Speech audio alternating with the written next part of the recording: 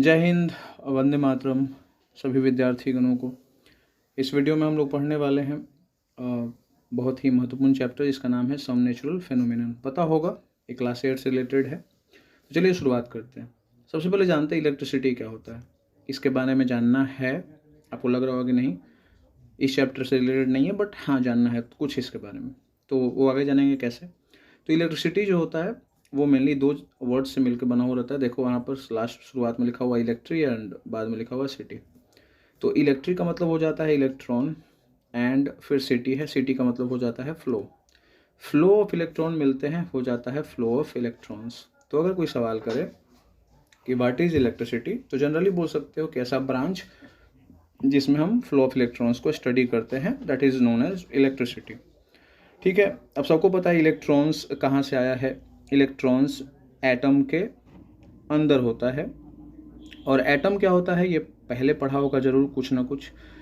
अगर कोई वस्तु है, एनीथिंग, कोई भी वस्तु है, अगर उसको हम तोड़ना शुरू करते हैं तो जो सबसे छोटा भाग होता है ना, वही छोटा भाग एटम कहलाता है। इसलिए नाम क्या पड़ गया, स्मॉलेस्ट।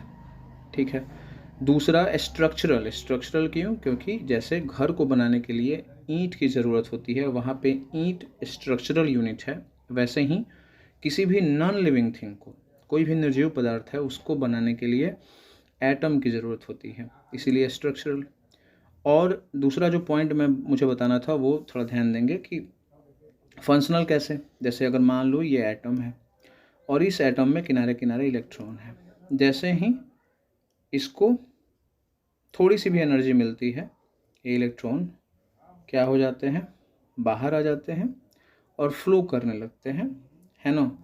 और ये जनरली किस में होता है, जिसमें आसानी से आ जाते हैं, मतलब ये हमेशा मूवमेंट में रहते हैं।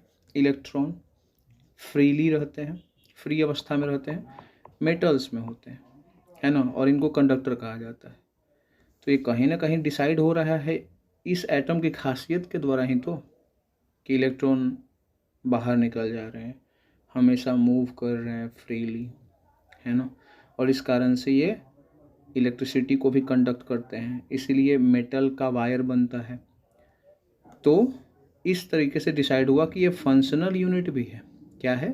फंक्शनल यूनिट भी है वस्तु का। स्ट्रक्चरल तो है, फंक्शनल भी है, यानी वस्तु के फंक्शन को डिसाइड करने का काम ये एटम करता है, इसलिए इसका नाम फंक्शनल यूनिट भी हो गया।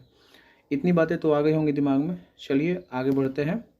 आगे है कि बोला गया कि जो एटम होता है, एटम हैज 3 कॉन्स्टिट्यूएंट पार्ट।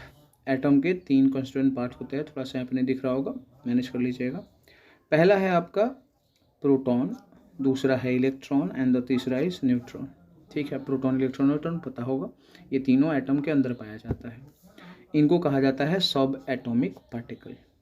ठीक, पता होगा प्रोटॉन और इलेक्ट्रॉन और न्यूट्रॉन एटम के अंदर होता है, जिसमें प्रोटॉन और न्यूट्रॉन न्यूक्लियस में रहता है, बीच में एकदम रहता है, और इलेक्ट्रॉन किनारे होता है। ठीक है। इन तीनों के जो डिस्कवरर थे उनको याद करने का मैंने ट्रिक यहाँ पे बताया हुआ है। देखिए आप लिखा हुआ है ईंट पर नाच, इसे आप याद कर सकते हैं। इलेक्ट्रॉन के खोजकर्ता हो गए थॉम्सन, ई से हो गया इलेक्ट्रॉन, टी से हो गया थॉम्सन। और इलेक्ट्रॉन पे कौन सा चार्ज होता है? निगेटिव चार्ज होता है। और पी से हो जाएगा आपका प्रोटॉन, आर से हो जाएगा रदरफोर्ड, तो PAR ईंट पर, और इस पे पॉजिटिव चार्ज होता है। और नाच NaCH, Na से होगा न्यूट्रॉन और CH से होगा चैडविक। क्लियर। और इस पे कौन सा चार्ज होता है? कोई चार्ज नहीं, 0 चार्ज होता है। होते हैं मेनली 2 ही प्रकार के चार्ज, एक पॉजिटिव और एक निगेटिव। बट अगर किसी पर नहीं रहता है तो वो न्यूट्रल ही कहा जाता है। उसे क्या कहा जाता है? न्यूट्रल ही कहा जाता है। हो गई इतनी बात, समझ में आ गया आपको? चार्ज होता है वो मेनली 2 प्रकार का होता है, बताया भी गया आपको अभी। जब प्रोटॉन की संख्या किसी भी वस्तु में किसी भी एटम में ज़्यादा हो जाती है इलेक्ट्रॉन से, तो उसे कहा जाता है पॉजिटिव चार्ज। जब नंबर ऑफ इलेक्ट्रॉन की संख्या प्रोटॉन से ज़्यादा हो जाती है तो निगेटिव चार्ज। अगर दोनों बराबर हैं तो न्यूट्रल कहा जाता है या 0 चार्ज कहा जाता है। इसको यहाँ पे समझ सकते हैं। मान लीजिए यहाँ पे एक वस्तु है, यहाँ पे एक वस्तु है, हम दोनों ने इसको रब किया और इसमें से इसमें इलेक्ट्रॉन जो है वो क्या हुआ है, ट्रांसफ़र हुआ है। यहाँ पे ट्रांसफ़र ऐसे हुआ है, इधर से इधर गया है। अगर इसका नाम ए है और इसका नाम बी है, तो ए से बी में गया है इलेक्ट्रॉन, ठीक है। और वो अब बी से ए में क्यों नहीं गया, बिकॉज बी उतना ज़्यादा क्या था, कंडक्टिव नहीं था, है ना। तो इस कारण से ऐसा हुआ, ए से बी में चला गया। और जब शुरुआत में ए और बी में इलेक्ट्रॉन प्रोटॉन की संख्या क्या थी, बराबर थी, तो दोनों में 0-0 चार्ज होगा। ए और बी कोई भी वस्तु हो, स्टार्टिंग में जब किसी चीज़ का इफेक्ट उस पर नहीं होता है तो उसमें इलेक्ट्रॉन और प्रोटॉन की संख्या बराबर होती है, और नेट चार्ज जो होता है, चार्ज जो होता है वो 0 होता है, क्योंकि प्रोटॉन पे होता है पॉजिटिव चार्ज और इलेक्ट्रॉन पे होता है निगेटिव चार्ज। तो वो दोनों एक दूसरे को कैंसिल कर लेते हैं, प्लस माइनस कैंसिल होता है ना, पता होगा। तो 0 चार्ज इस पर भी है, 0 चार्ज इस पर भी है। लेकिन जब इसमें से इलेक्ट्रॉन इसमें जाएगा, है ना, तो क्या होगा, इसमें किसकी संख्या ज़्यादा हो जाएगी, प्रोटॉन की, और बी में क्या हो जाएगी, इलेक्ट्रॉन की संख्या ज़्यादा हो जाएगी। तो बी में जब इलेक्ट्रॉन की संख्या ज़्यादा होगी तो देखिए लिखा हुआ है क्या, नंबर ऑफ इलेक्ट्रॉन जब ज़्यादा होगा नंबर ऑफ प्रोटॉन से, तो उसको निगेटिवली चार्ज कहा देंगे। यानी बी जो है वो कौन सा चार्ज हो गया, निगेटिवली चार्ज। और ए में से बी में गया है इलेक्ट्रॉन, तो इसमें प्रोटॉन की संख्या ज़्यादा हो गई, इसलिए ए में कौन सा चार्ज हो जाएगा, पॉजिटिव चार्ज हो जाएगा।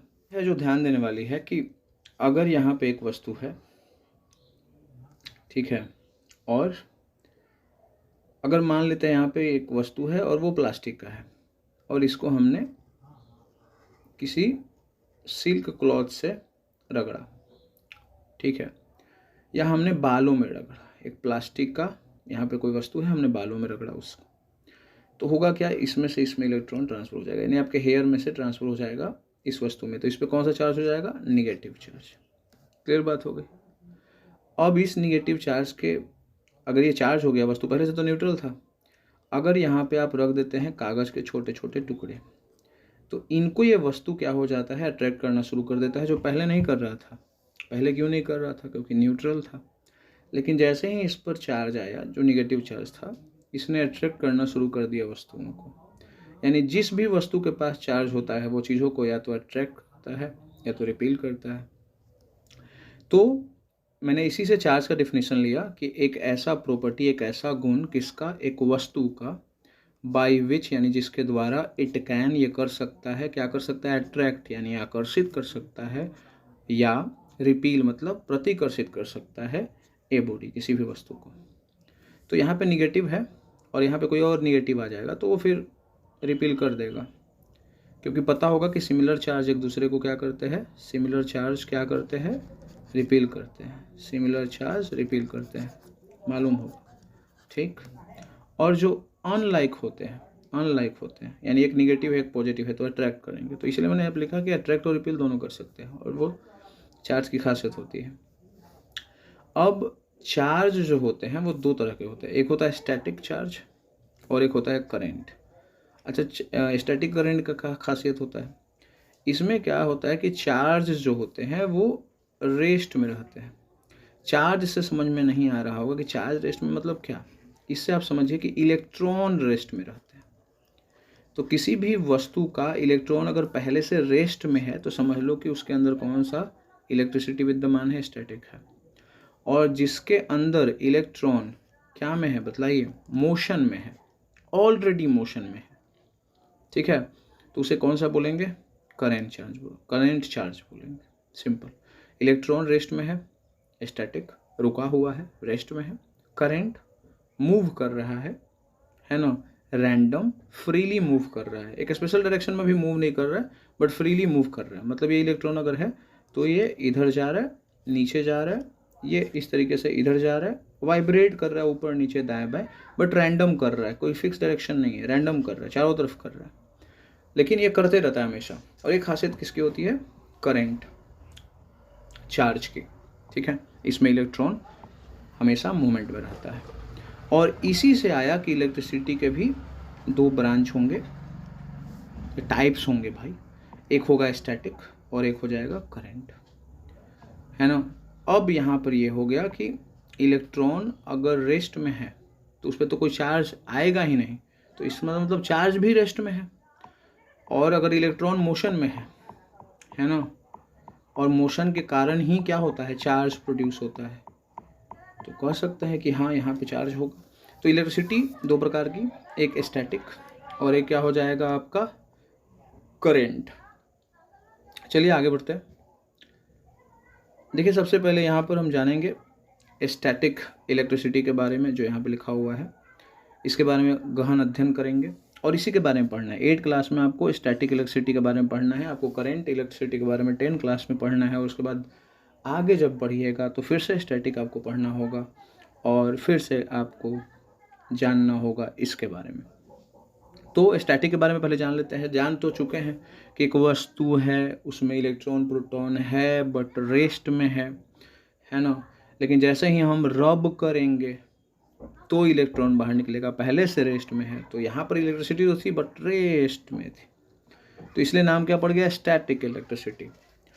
खोजा कैसे गया ये पता कर लेते हैं, इसके बारे में जानते हैं। तो अबाउट 2500 ईयर्स एगो, यानी 2500 साल पहले थेल्स नाम के एक वैज्ञानिक थे। उन्होंने क्या पाया कि एम्बर नाम का एक स्टोन, जो समुद्र के किनारे कुछ ऐसे पौधे होते हैं जिसमें से निकलता है गोंद जैसा सबस्टांस नीचे ज़मीन पे, गोंद जैसा, और जब वो नीचे गिरता है तो वो कुछ समयों के बाद गोल रूप धारण कर लेता है ना, और बाद में वो चमकने लगता है, जिस कारण से उसका यूज आभूषण में किया जाता है।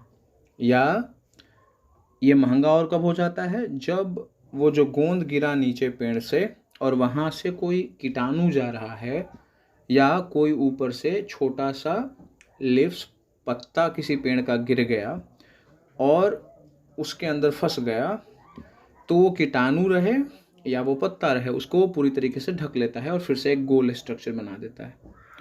और बाद में जब देखते हैं तो वो देखने में और आकर्षित लगता है, और बहुत सारे लोग आभूषण में उस एम्बर का यूज ज़्यादा करते हैं। तो एम्बर क्या है मालूम चल गया, एक प्रकार का पत्थर है ना। तो जब उसको आप रब करते हो फर के साथ, फर क्या है, किसी भी जानवर का ये जो होता है सॉफ्ट थिक एयर को कहा जाता है, मुलायम होता है, मोटा बाल जो होता है उसको कहा जाता है। और मैंने यहाँ पे लिखा हुआ है एम्बर के बारे में कि स्टोन होता है। जब इसको रब करते हैं तो रब करने से क्या होता है, रब करने से क्या होगा, रब करने से होगा कि फर में से क्या होगा, इलेक्ट्रॉन ट्रांसफ़र हो जाएगा एम्बर में। ठीक है, तो जब ऐसा होगा, इलेक्ट्रॉन अगर एम्बर में जाएगा तो नंबर ऑफ इलेक्ट्रॉन ज़्यादा हो जाएगा एम्बर में और नंबर ऑफ प्रोटॉन कम हो जाएगा। तो एम्बर पे कौन सा चार्ज हो जाएगा, निगेटिवली चार्ज। आई बात समझ में। चलिए आगे बढ़ते हैं। और फिर बच गया बेचारा कौन, फिर बच गया आपका फर के पास क्या होगा, नंबर ऑफ प्रोटॉन ज़्यादा हो जाएगा नंबर ऑफ इलेक्ट्रॉन के साथ। और जब ऐसा होगा तो जो फर है वो पॉजिटिवली चार्ज हो जाएगा, क्योंकि इसमें से तो निकला है इलेक्ट्रॉन, तो प्रोटॉन की संख्या ज़्यादा हो जाएगी, ये पहले भी बताया है मैंने। तो आफ्टर रबिंग एम्बर चार्ज्ड, पहले से नहीं था, चार्ज बाद में हुआ, एंड अट्रैक्ट, और आकर्षित करने लगा, क्योंकि चार्ज होने का मतलब यही होता है, खासियत ये हो आपके पास आ गया, स्मॉल ऑब्जेक्ट्स विथ लेस मास, जो छोटे छोटे मास की चीज़ें थी उनको वो अट्रैक्ट कर रहा था। क्यों, क्योंकि वो चाह रहा था कि हमको प्रोटॉन दे, है ना, मांग तो रहा था सबसे, बट इफेक्ट किस पे दिखेगा, जो हल्का होगा वो आकर्षित हो जाएगा, वो बोलेगा कि मैं नहीं दूंगा प्रोटॉन। एम्बर के पास क्या ज़्यादा था, इलेक्ट्रॉन ज़्यादा था ना, तो वो चाहेगा कि मैं न्यूट्रल हो जाऊं, क्योंकि उसकी ओरिजिनल अवस्था वही है। तो वो मांगता है अगल बगल चीज़ों से, कोई देने के लिए तैयार नहीं। तो बेचारा अगर एक कागज़ का टुकड़ा है छोटा सा, उससे भी मांगता है, ये भी बोलता है नहीं मैं नहीं दूंगा। तो कहता है अगर को नहीं देगा तुमको, तुम उठा लेते तुमको, है ना। तो वो बल जो लगाता है प्रोटॉन खींचने के लिए, उस बल से खींचा हुआ चला आता है और वो चिपक जाता है एम्बर के साथ।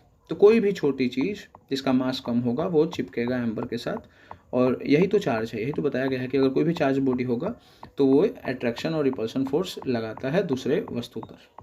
चलिए अब आगे बढ़ते हैं।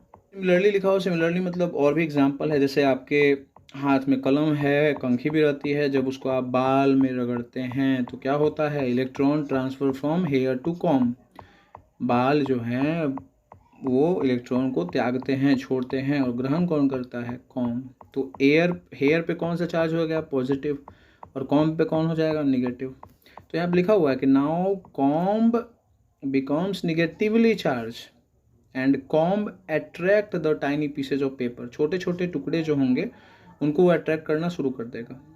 आई बात समझ में? तो ये होता जनरली कैसे है कि ये हमने रब किया। रब करने की ज़रूरत कब पड़ती है? जब इंसुलेटर होता है, आप नोटिस करना, प्लास्टिक का हो, ग्लास का हो, तभी ऐसा होता है। तो इंसुलेटर के साथ ही होता है कि उसके पास स्टैटिक इलेक्ट्रिसिटी पाया जाता है, तो ज़बरदस्ती करना पड़ता है, निकालने के लिए खींचना पड़ता है। बट जो कंडक्टर होगा वो करंट इलेक्ट्रिसिटी शो करेगा, जिसमें अपने आप मूवमेंट शो आउट होगा इलेक्ट्रॉन का। आई बात समझ में? अब यहाँ पे एक और एग्जांपल दिया गया है कि अगर आप रब करते हो एक फुला हुआ जो बैलून होता है विथ वुलन क्लॉथ, एक ऊनी कपड़ा है उससे आप रगड़ो, तो वो चार्ज हो जाएगा। कौन? इन्फ्लेटेड बैलून, और स्टिक टू द वॉल, और कुछ समयों तक वो दीवार से चिपका रहेगा। क्यों? क्योंकि फिर से वही बात, उसके पास प्रोटॉन की ज़रूरत है।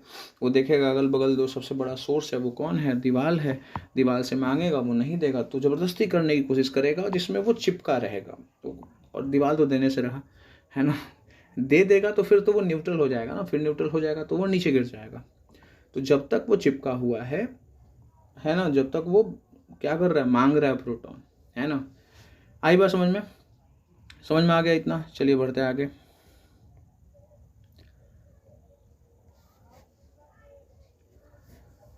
आगे है कि आपने देखा यहाँ पे एग्जांपल कुछ दिया हुआ था कि एम्बर, पेन, कॉम्ब, बैलून, है ना, ये चार्ज हो गए बॉडी आफ्टर रबिंग। रब करने के बाद रीजन क्या था? Flow of electron. इलेक्ट्रॉन इनमें से ट्रांसफ़र हुआ किसी में, नहीं तो किसी और में से इनमें आया, है ना। यही तो दो हो सकती हैं। ज़्यादातर में यही हुआ कि दूसरे में से इनमें आ गया, बट नॉट कॉन्टिन्यूसली। लेकिन लगातार नहीं हुआ ना, जब रब कर रहे थे तभी ऐसा हुआ, ऐसा कि लगातार चल रहा था, है ना। और इसीलिए हम बोल रहे हैं कि ये स्टैटिक इलेक्ट्रिसिटी है, रुका हुआ है। जब आप कर रहे हो प्रोसेस, जब आप रब कर रहे हो तभी इलेक्ट्रॉन ट्रांसफर हो, हमेशा नहीं हो रहा है। इसलिए इसका नाम क्या पड़ गया? Static electricity. समझ में आया ये कहानी आपको? ठीक है, जान गए हम सभी लोग कि चार्ज होते हैं वो दो होते हैं, पॉजिटिव चार्ज, नेगेटिव चार्ज। और ये बतलाने वाले जो थे उनका नाम था बेंजामिन फ्रैंकलिन, शायद आपको पता होगा, है ना। और यहाँ पे एक दिख रहा होगा, बहुत ही इम्पोर्टेंट वस्तु है, वो आगे इसका नाम भी बताऊंगा, ठीक है ना। तत्काल आप देख लो, यहाँ पर एक दिख रहा होगा, ये कुछ कैप जैसा, डाइस जैसा, गोल, है ना, ऐसा होता है। ये भले ही दिखने में नहीं लग रहा होगा, ऐसा होता है, ठीक है। और ऊपर से ऐसे एक वायर आया रहता है। ये आप तैयार कर सकते हो खुद से, ठीक है, अगर चाहिएगा तो। और यहाँ पे दो मेटल ऐसे लटके हुए रहते हैं, एल्युमिनियम का यूज कर सकते हो, है ना। और जो बड़े बड़े एक्सपेरिमेंट होते हैं वहाँ पे तो गोल्ड फॉयल लटकाया रहता है, यहाँ पे लटकाएंगे तो चोरिया हो जाएगा। तो यहाँ पे एक मेटल का कैप, यहाँ पे कोई कंडक्टर, और फिर हम यहाँ पे दो एल्युमिनियम का या कॉपर का फॉयल लटकाएंगे, जो हल्का होना चाहिए, उतना ज़्यादा भारी नहीं। भारी होगा तो फिर उसका इफेक्ट नहीं दिखेगा। तो होगा क्या कि जैसे ही आप देखिए, यहाँ पे लिखा हुआ है नॉर्मल कंडीशन है, जैसे ही आप एम्बर क्या था उधर देखिए, आप एम्बर के बारे में क्या था कि एम्बर जो है उस पर निगेटिव चार्ज हो गया है, हेयर से यानी फर से ट्रांसफ़र हो गया है इलेक्ट्रॉन एम्बर पे, तो एम्बर निगेटिवली चार्ज हो गया है। तो जैसे ही एम्बर को इसमें टच कराएंगे तो ये जो दोनों एल्युमिनियम के जो फॉयल हैं या गोल्ड के जो फॉयल हैं, इन पे सिमिलर चार्ज आ जाएगा। जो चार्ज एम्बर पे होगा वो एम्बर इनको ट्रांसफ़र कर देगा। तो दोनों पे सिमिलर चार्ज हो जाएगा, जिसके कारण ये एक दूसरे से देखिए अलग अलग दिस डायरेक्शन में ऐसे शो करेंगे, है ना। तो ये पता चल जाएगा ऐसा होने से कि एम्बर पे क्या है? चार्ज है, ठीक। दोबारा क्या करना है कि जैसे ही ये अलग हो गए तो इनको वापस आने में तो टाइम लगेगा, क्योंकि तब तक ये फोर्स का यूज़ करके मतलब एक दूसरे से सेपरेट रहेंगे। तो अब वो क्या करना है, तुरंत ही आपको हाथ से उसको टच करना है। जैसे आप हाथ से टच करिएगा तो ये जो चार्ज इसके पास था वो ट्रांसफ़र आपके पास हो जाएगा, है ना, और आपके थ्रू कहाँ चला जाएगा? अर्थ में हो जाएगा, ठीक है ना। तो ट्रांसफ़र हुआ किसका? चार्ज का, आपके थ्रू कहाँ? अर्थ में। तो इसी से बना क्या? अर्थिंग। देखिए क्या, process of transferring charge from a charge body to earth. ये था चार्ज बॉडी, इससे कहाँ पर, अर्थ में ट्रांसफ़र कर रहे हैं क्या, चार्ज, इसलिए नाम क्या पड़ गया, अर्थिंग। समझ में आ गई बात, बहुत ही सिंपल था। चलिए अब बढ़ते हैं आगे। आगे है कि अभी आपने देखा कि वो ऐसा एक मेटल का डाइस था, उसके नीचे ऐसे एक वायर था और इस पर 2 फॉयल लटके होते हैं। फॉयल मतलब होता है वो पन्नी जैसा होता है ना, पतला पतला, और वो हल्का ही यूज करेंगे क्योंकि उतना ज़्यादा पावर नहीं है। अब यहाँ पे कोई भी 2 भारी चीज़ लगाएंगे तो वो फिर एक दूसरे को रिपेल करेगा, वो तो है, लेकिन उसका इफेक्ट नहीं दिखेगा क्योंकि ये भारी ज़्यादा हो जाएगा। तो ये इफेक्ट तभी दिखता है जब यहाँ पे कोई फॉयल, यानी आपने देखा होगा कि जो रेस्टोरेंट होते हैं वो जो खाना पैक करते हैं तो वो फाइल यहाँ पे लटकाते हैं, है ना, पतले पतले फाइल होते हैं, उसको आप यूज कर सकते हैं बनाने में। अगर आपको कोई कह दे कि आप घर से बना के लेके आओ तो आप ये कर सकते हैं। तो ये था। अब मैंने क्या बोला था कि यहाँ पर जैसे ही आप एम्बर को टच कर रहे हो, ये दोनों जो है वो अलग अलग हो जा रहे हैं, एक डायरेक्शन में जा रहा है, दूसरा एक डायरेक्शन में जा रहा है, क्योंकि दोनों पे सिमिलर चार्ज हो गए थे। तो क्या ये एक प्रकार का डिवाइस नहीं हुआ? बिल्कुल हुआ। और कर क्या रहा है, डैट कैन बी यूज, इसका उपयोग हो रहा है क्या करने में, चेक करने में। क्या चेक करने में कि वेदर एन ऑब्जेक्ट की, ये जो वस्तु है ना, जो वस्तु को हमने यहाँ पे टच किया है, कैरिंग ए चार्ज और नोट। अगर इस पे चार्ज नहीं होता, ये एम्बर की जो चीज़ होती है इस पे चार्ज नहीं होता और टच करते तो ये जैसे था वैसे ही रहता ना, क्योंकि कुछ तो इसको मिलता नहीं, सिमिलर या कोई अपोजिट कुछ होता नहीं वैसा। बट यहाँ पे इसके पास चार्ज था, जिस कारण से वो चार्ज ट्रांसफ़र हो गया इसके अंदर, है ना, क्योंकि ये मेटल का था डाइस। यहाँ पे भी ये कंडक्टर था तो मेटल का ही हो गया, और ये एल्युमिनियम का, कॉपर का या गोल्ड का फॉइल ही था, तो ये इसके अंदर ट्रांसफ़र हो जाएगा और इस कारण से एक दूसरे को क्या करेगा, प्रतिकर्षित करेगा, रिपेल करेगा। ठीक, तो इस डिवाइस का यूज ये जांचने में होता है, क्या जांचने में होता है कि कोई वस्तु जो है वो चार्ज है कि नहीं, उसको बोला जाता है इलेक्ट्रोस्कोप। ठीक है, नाम नहीं लिखा हुआ था, आप नाम दे सकते हैं इलेक्ट्रोस्कोप। ठीक, अब कोई सवाल कर दे कि ट्रांसफ़र ऑफ चार्ज कैसे होता है, तो देखिए ना, ट्रांसफ़र ऑफ चार्ज हुआ लेकिन कैसे हुआ, है ना, वो जरिया देखते हैं। जो charge can be transfer, charge transfer हो सकता है फ्रॉम ए चार्ज बॉडी, है ना, ये एम्बर था यहाँ पे, charge body to another uncharge body. पहले से ये क्या था, अनचार्ज था। ये जो फॉयल यहाँ पर लटका हुआ था वो क्या था, अनचार्ज था, और जो एम्बर था वो क्या था, चार्ज था, है ना। तो इसको, चार्ज को अनचार्ज बॉडी में पहुंचाने का काम जो है वो कौन कर रहा है, मेटल कंडक्टर। ये सारे मेटल्स के थे, तो मेटल कंडक्टर की सहायता से आप ये कर सकते हैं ट्रांसफ़र ऑफ चार्ज। अगर यहाँ पे कोई प्लास्टिक का लगा दे, लकड़ी का लगा देगा तो नहीं होगा। समझ में आ लो ना बात। ये ऊपर जो है वो मेटल का है, ये भी मेटल का है और ये भी मेटल का है, क्योंकि ये कंडक्ट करते हैं चार्ज को।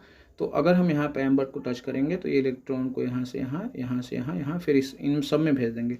तो ये दोनों जो फाइल लटका हुआ है इन दोनों पे सेम चार्ज हो जाएगा, यानी निगेटिवली चार्ज हो जाएंगे दोनों, और दोनों एक दूसरे को क्या कर देंगे, अलग अलग डायरेक्शन में क्या करेंगे, रिपील करने लगेंगे। जो ऐसा गुण होता है चार्ज का कि सिमिलर चार्ज एक दूसरे को रिपील करते हैं, वो करेंगे, यहाँ पे सो आउट होगा।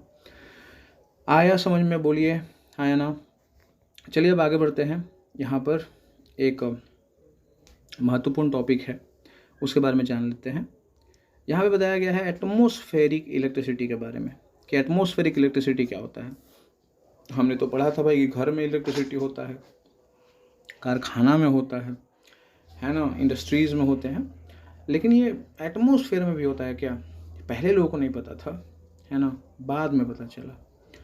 तो इन 1752 में एक अमेरिकन साइंटिस्ट थे जिनका नाम था बेंजामिन फ्रैंकलिन। अभी पढ़ा भी था कि 2 चार्जेस के बारे में इन्होंने बताया था। इन्होंने प्रूव करा कि लाइटनिंग और थंडर जो होते हैं ये caused by charge in cloud.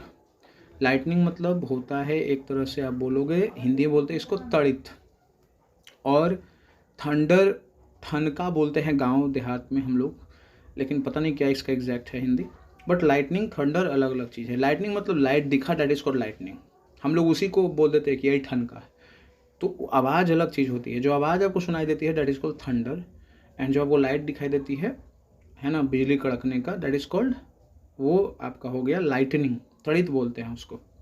ठीक है, तो इन्होंने कैसे प्रूव किया, बहुत ही सिंपल एक्सपेरिमेंट किया था। इसमें इनके पहले 2 लोग और थे जिन्होंने इस पर एक्सपेरिमेंट किया था, और बहुत ही कठिन है एक्सपेरिमेंट करना, जान माल की हानि भी हो जाती है, और कोई मरा भी था इसमें, एग्जैक्ट नाम नहीं पता है बट मरा भी था कोई।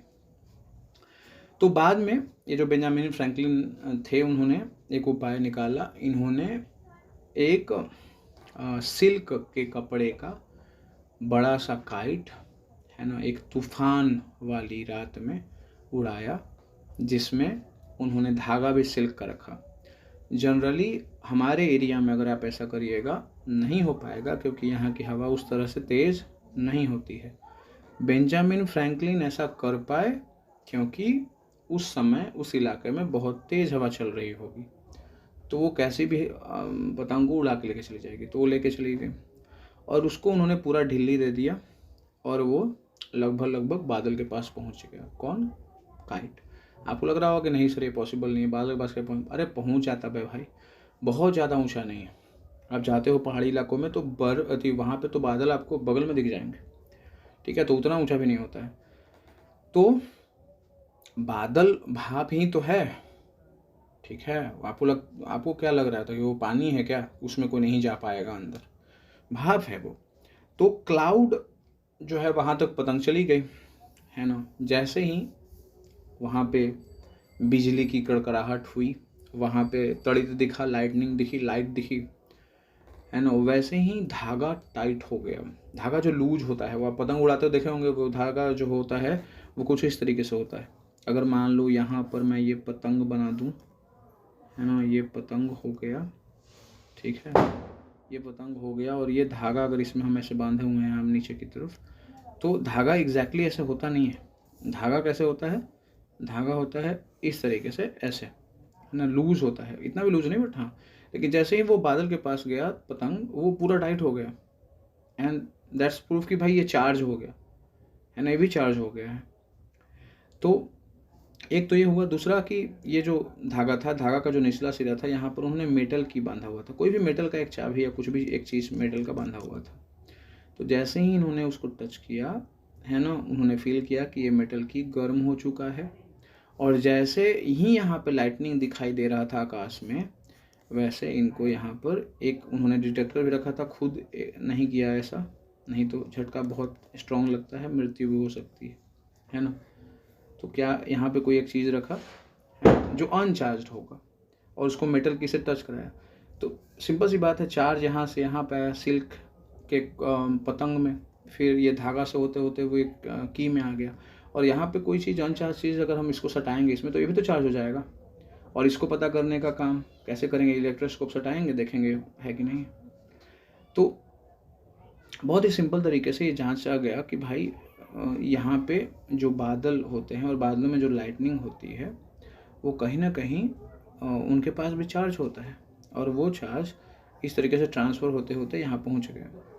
अभी तक किसी को मालूम नहीं चला है कि वो जो चार्ज है, वो जो इलेक्ट्रिसिटी का एक फॉर्म है, वो क्या उसको स्टोर कर सकते हैं, क्या उसका यूज़ कर सकते हैं। अभी तक कोई टेक्नोलॉजी आई नहीं है, इस पर काम चल रहा है। अगर हो गया तो बहुत बड़ी क्रांति हो जाएगी इसमें।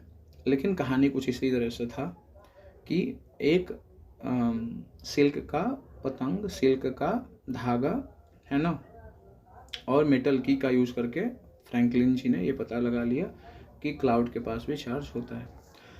अब हिस्ट्री ऑफ लाइटिंग थोड़ा जान लेते हैं। जितना आप सोचते हैं आसान उतना होता नहीं, कोई चीज़ उसके पीछे ज़रूर हिस्ट्री होती है। जैसे यहाँ पे बताया गया एक हिस्ट्री की भाई कि प्राचीन काल में यह प्रचलित था कि लाइटनिंग ईश्वर का दंड है ना। लोग ऐसा मानते थे कि जो लाइटनिंग है वो क्या है, ईश्वर का दंड है। और जनरली मुझे लगता है कि पूरे वर्ल्ड में लोग मानते होंगे इसको, कुछ देशों को छोड़ करके मैक्सिमम। पुराने ज़माने में तो सब लोग जानते होंगे कि अरे कोई ऊपर से फेंक रहा है तो भगवान ही होंगे, और वो गुस्सा है अंदर से, ठीक है, तो ईश्वर का दंड है। अब यहाँ पे कुछ एग्जाम्पल भी दिए गए हैं। जैसे ग्रीक और रोमन सभ्यता है, वहाँ पर आपको पता होगा कि वहाँ के जो देशवासी थे भगवान जुपिटर का प्रहार दंड मानते थे। जितने भी प्लैनेट्स आपको दिखते हैं आकाश में, ये कहीं ना कहीं रोमन गॉड्स हैं या ग्रीक गॉडेस या गॉड हैं, उन्हीं के नाम पे ये पड़ा है। तो जुपिटर जो भगवान हैं उनका ये प्रहार दंड वो मानते थे, ठीक है। अब आगे है रीजन ऑफ लाइटनिंग। लाइटनिंग क्यों होता है? सवाल कोई पूछ देगा कि लाइटनिंग क्यों होता है, इसके पीछे रीजन क्या है। तो इसका जवाब आप दे सकते हैं बहुत आसानी से, जब आप इसको पूरा पढ़ लेंगे यहाँ पे। तो यहीं तक पेज है, देख लेते हैं। रीजन ऑफ लाइटनिंग है कि cloud charged due to rubbing of the cloud with, ऐसे तो होगा नहीं, कोई एक्सटर्नल फैक्टर होना चाहिए, तो रब करके ही चार्ज होता था। यहाँ पे रबिंग करने का काम कौन कर रहा है? एयर, क्योंकि तेज गति से बगल से गुजर रहा है ना। तो एक कारण तो ये है, एयर रब करता है क्लाउड से, क्लाउड चार्ज हो जाता है, क्योंकि एयर कुछ न कुछ इलेक्ट्रॉन दे देता होगा क्लाउड को, तो क्लाउड के पास इलेक्ट्रॉन की संख्या ज़्यादा होगी, वो चार्ज हो गया, ठीक है। या presence of other charge particle, जैसे डस्ट पार्टिकल हो गया, डस्ट पार्टिकल एक चार्ज पार्टिकल है ना, एटमॉस्फेयर में विद्यमान है, उसके कारण जो बादल है वो भी चार्ज हो गए, क्योंकि इसके पास निगेटिव चार्ज होगा मे बी, तो इसने दे दिया होगा उनको, है ना, तो उनके पास चला गया होगा इलेक्ट्रॉन, और जिसके कारण उनके पास इलेक्ट्रॉन की संख्या ज़्यादा हो गई होगी, और फिर से बादल चार्ज हो गया। तो बादल के चार्ज होने के पीछे दो रीजन हो सकता है, एयर के साथ रबिंग, तो एयर का जो पार्टिकल होगा, एटम होगा, वो इलेक्ट्रॉन दे दिया होगा क्लाउड को, है ना, तो क्लाउड चार्ज हो गया होगा इस तरीके से।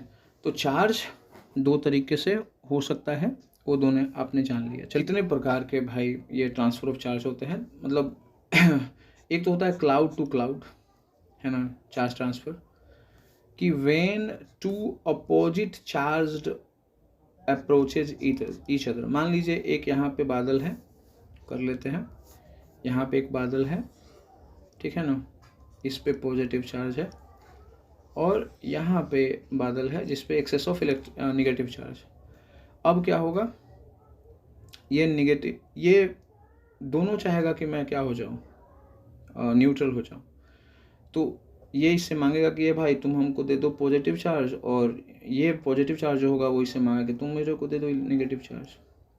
तो प्रोटॉन जो होता है उस पर पॉजिटिव चार्ज होता है, और प्रोटॉन का मूवमेंट पॉसिबल नहीं है, तो ये तो नहीं दे पाएगा, तो ये इलेक्ट्रॉन दे देता है, और उतना ही देता है जिससे ये न्यूट्रल हो जाए, ठीक है। तो ये भी न्यूट्रल हो जाएगा, ये भी न्यूट्रल हो जाएगा, लेकिन संख्या यहाँ पे निगेटिव चार्ज की बहुत ज़्यादा है, तो जब ये जाते हैं यहाँ से यहाँ, तो ये माध्यम बनाते हैं किसको, एयर पार्टिकल्स को, क्योंकि और तो कुछ है नहीं यहाँ बीच में, ये बादल हो गया, ये बादल हो गया, तो बीच में क्या होगा, एयर पार्टिकल्स होगा, डस्ट पार्टिकल होगा, ठीक है।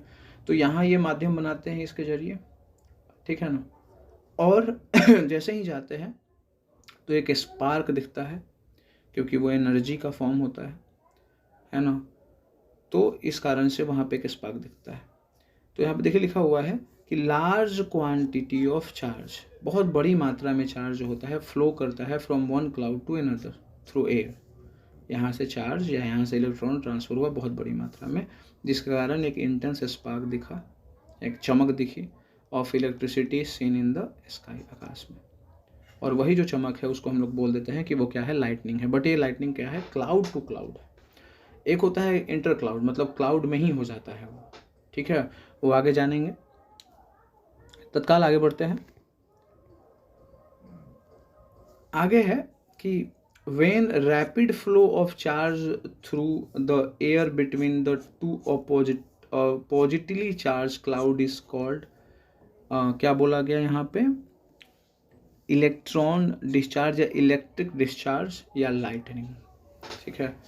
तो ये जो रैपिड फ्लो ऑफ चार्ज हुआ, एक चार्ज बॉडी से दूसरे चार्ज बॉडी में गया, ठीक है, तो ये जो इलेक्ट्रिक डिस्चार्ज होने का जो तरीका है इसी को बोला जाता है लाइटनिंग, क्योंकि इस प्रोसेस में लाइट आपको दिखा तो नाम पड़ गया लाइटनिंग, ठीक है। तो ये तो लाइटनिंग हो गई।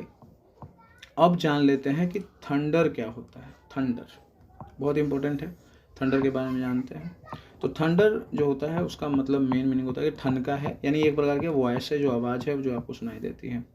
होता क्या है, ड्यू टू हीट प्रोड्यूस। अब यहाँ पे एक बादल था, यहाँ पे एक बादल था, और बीच में क्या था बतलाइए, एयर था। तो यहाँ से जब यहाँ गया होगा तो ये हीट फॉर्म में गया, एनर्जी फॉर्म में गया, तो ये जो एयर पार्टिकल्स होंगे उनको क्या कर जाता होगा, उनको भी वो हीट देता होगा, तो उनके अंदर एनर्जी आ जाती होगी, जिस एनर्जी के कारण, है ना, क्या होता होगा, एयर गेट्स हीटेड, जो हवा है वो भी गर्म हो जाती होगी, एंड एक्सपैंड, और फैलते होंगे सडनली, अचानक, और बहुत तेज़ी से फैलते होंगे, क्योंकि एक पर एक एनर्जी आया वहाँ पर, बहुत तेज़ी से फैले। अब बड़ा सिंपल चीज़ है कि यहाँ पे एयर पार्टिकल है, यहाँ पे एयर पार्टिकल है, यहाँ पे है, यहाँ पे, और जब ये एक दूसरे से टकराएंगे बहुत तेज़ी में, क्योंकि यहाँ पे जो एयर पार्टिकल्स है वो गर्म हो रहा है, तो ये इससे टकराएंगे और वो अगले वाले से फिर टकराएगा। और ये जो टकराव है, ये जो रैपिड एक्सपेंशन हो रहा है एयर का, इसके कारण एयर में वाइब्रेशन होगा बहुत तेज, है ना, जिसके कारण, है ना, एक दूसरे को स्ट्राइक करेंगे एयर पार्टिकल्स, और जिसके कारण क्या होगा, वाइब्रेशन होगा। और वाइब्रेशन से क्या प्रोड्यूस होगा वो बताइए जल्दी, साउंड। और वही साउंड आपको किस फॉर्म में सुनाई देती है, थंडर के फॉर्म में। बहुत ही सिंपल, आ गया समझ में, बोलिए। चलिए अब आगे बढ़ते हैं। जान लिया एक होता है क्लाउड टू क्लाउड। अब जान लेते हैं कि जो लाइटनिंग होता है वो क्लाउड टू अर्थ कैसे होता है। तो सिंपल सी बात है, हमने जान लिया है कि ट्रांसफ़र ऑफ चार्ज ही होता है इसमें। तो यहाँ पे हम पढ़ने वाले हैं कि क्लाउड टू अर्थ कैसे होता है, क्लाउड से अर्थ में ट्रांसफ़र कैसे होता है चार्ज।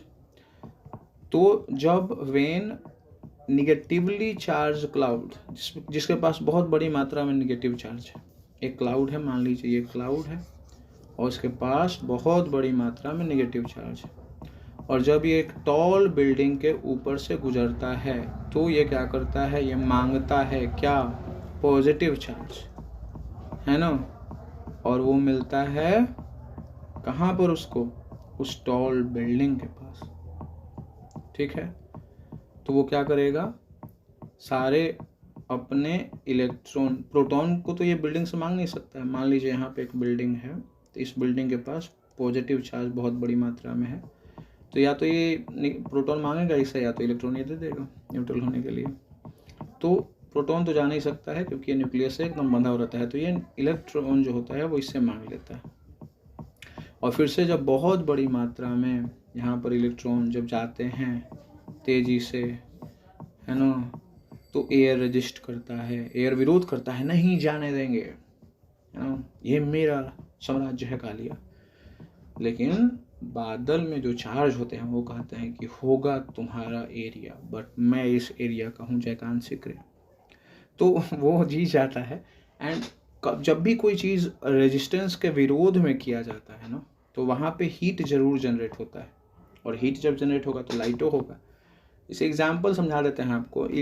नाइक्रोम नाम के तार को जानते होंगे, जिसका यूज हीटर बनाने में होता है, तो उसका भी रेजिस्टेंस बहुत ज़्यादा होता है। वो वायर की खासियत है कि रेजिस्टेंस बहुत ज़्यादा है, तो उसमें से इलेक्ट्रॉन आसानी से बहने वो नहीं देता है।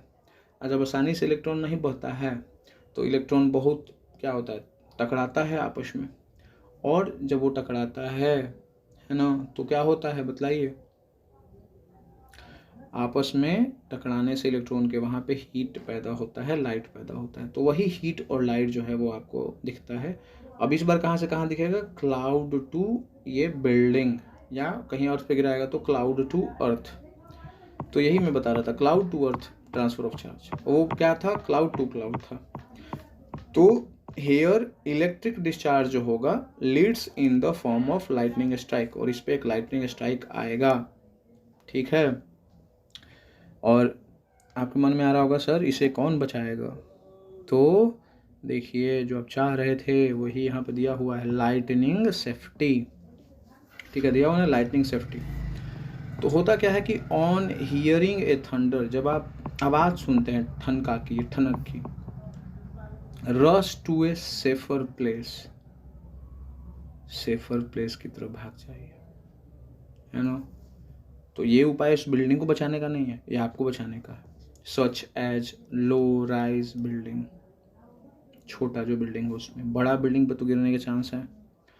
Keep the Windows and door of the vehicle shut, जिस गाड़ी में बैठे हुए हैं उसको बंद करिए, है ना, उसको खुला मत छोड़िए। आई बात समझ में। ठीक है, उसके बाद क्या बताया गया है कि क्या आपको करना चाहिए, क्या आपको नहीं करना चाहिए।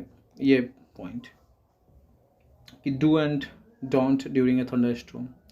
तो घर के जब बाहर रहेंगे आप तो क्या करना चाहिए आपको, outside the house do not carry an umbrella, और वो मेटेलिक अम्ब्रेला नहीं रहता है, लोहा वाला, वो नहीं, लकड़ी वाला चल सकता है। Do not stand near tall thing, बैठिएगा दिक्कत हो जाएगा क्योंकि वही पॉजिटिव चार्ज का सबसे बड़ा सोर्स है, तो लंबा चीज़ के पास जल्दी गिरेगा।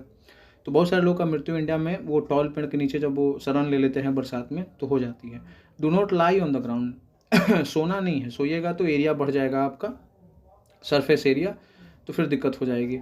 Square low on the ground with your hand और your knees and head in between. ये पता होगा, ठेहुना को मोड़ लेना है, बीच में मुड़ी घुसा देना है और झुक के क्या बैठ जाना है। ये तरीका है बचने का, ठीक है। अगर आप इन साइड द हाउस हैं तब क्या करिएगा? पहला काम, टीवी बंद कर दीजिए। टीवी सेट जो भी चल रहा है, कंप्यूटर सेट, उसको भी बंद कर लीजिए। टीवी कहीं ना कहीं अर्थिंग का काम करेगा। वो एक तरह से मेटल तो ही है ना, कॉपर का वायर ये सब, और वो आपका कहाँ से, छत से आ रहा है, तो वो छत पे जो एंटीना है वो अट्रैक्ट करेगा, है ना, चार्ज को, और दिक्कत आपको हो सकती है। Do not use wired phone. Wired phone भी नहीं करिए, वो सिंपल सी बात है, वही चीज़ होगा वायर जो होगा वो कंडक्ट करेगा चार्ज को, तो ऊपर से एक माध्यम बन जाएगा। Avoid contact with running water. Running water से मतलब अगर मतलब यूज कर रहे हैं आप उससे, तो उसको मत करिए। जैसे आप स्नान कर रहे हो और जब ये हो रहा है थंडरस्टॉर्म उस समय, तो फिर से वही वो वायर था ना, वो वायर की जगह पे वो पानी हो गया। पानी भी कंडक्ट करता है चार्ज को, तो चार्ज जो ऊपर जो टंकी है वो एक तरह से चार्ज को अट्रैक्ट करेगा, ठीक है ना। ऊपर से ऐसे मुंह खोल के बादल दिखेगा कि अरे कौने मतलब है सोर्स भाई, अरे देख देख देख वहाँ पे एक है, बहुत ही सिंपल। और बोले कहा तो टंकी किसी का है, उसमें से पानी नीचे की तरफ फ्लो भी कर रहा है, तो एक मीडियम मिल रहा है तो अर्थ की तरफ जाने का आसानी से। बाकी जगह पे तो आसानी से नहीं जाएगा, वहाँ पे आसानी से जाएगा, तो वो आप ही की तरफ बढ़ना शुरू कर देगा। इसलिए रनिंग वाटर का यूज़ ना करें। Do not stand near Windows के पास ना खड़े रहें, ये ज़्यादा बेटर रहेगा आपके लिए। चलिए अब बात करते हैं, जो मैं आपको बतला रहा था कि बिल्डिंग को अगर बचाना होगा तो क्या करिएगा। तो उसके लिए बहुत ही सिंपल चीज़ आपको यूज़ करना है, वो है आपका लाइटनिंग कंडक्टर, जिसको लाइटनिंग रॉड भी कहा जाता है। एक प्रकार का रॉड जो बिल्डिंग के सबसे ऊपर लगाया जाता है ना। ये देखने में इतना बड़का लग रहा होगा लेकिन है छोटा, ठीक है।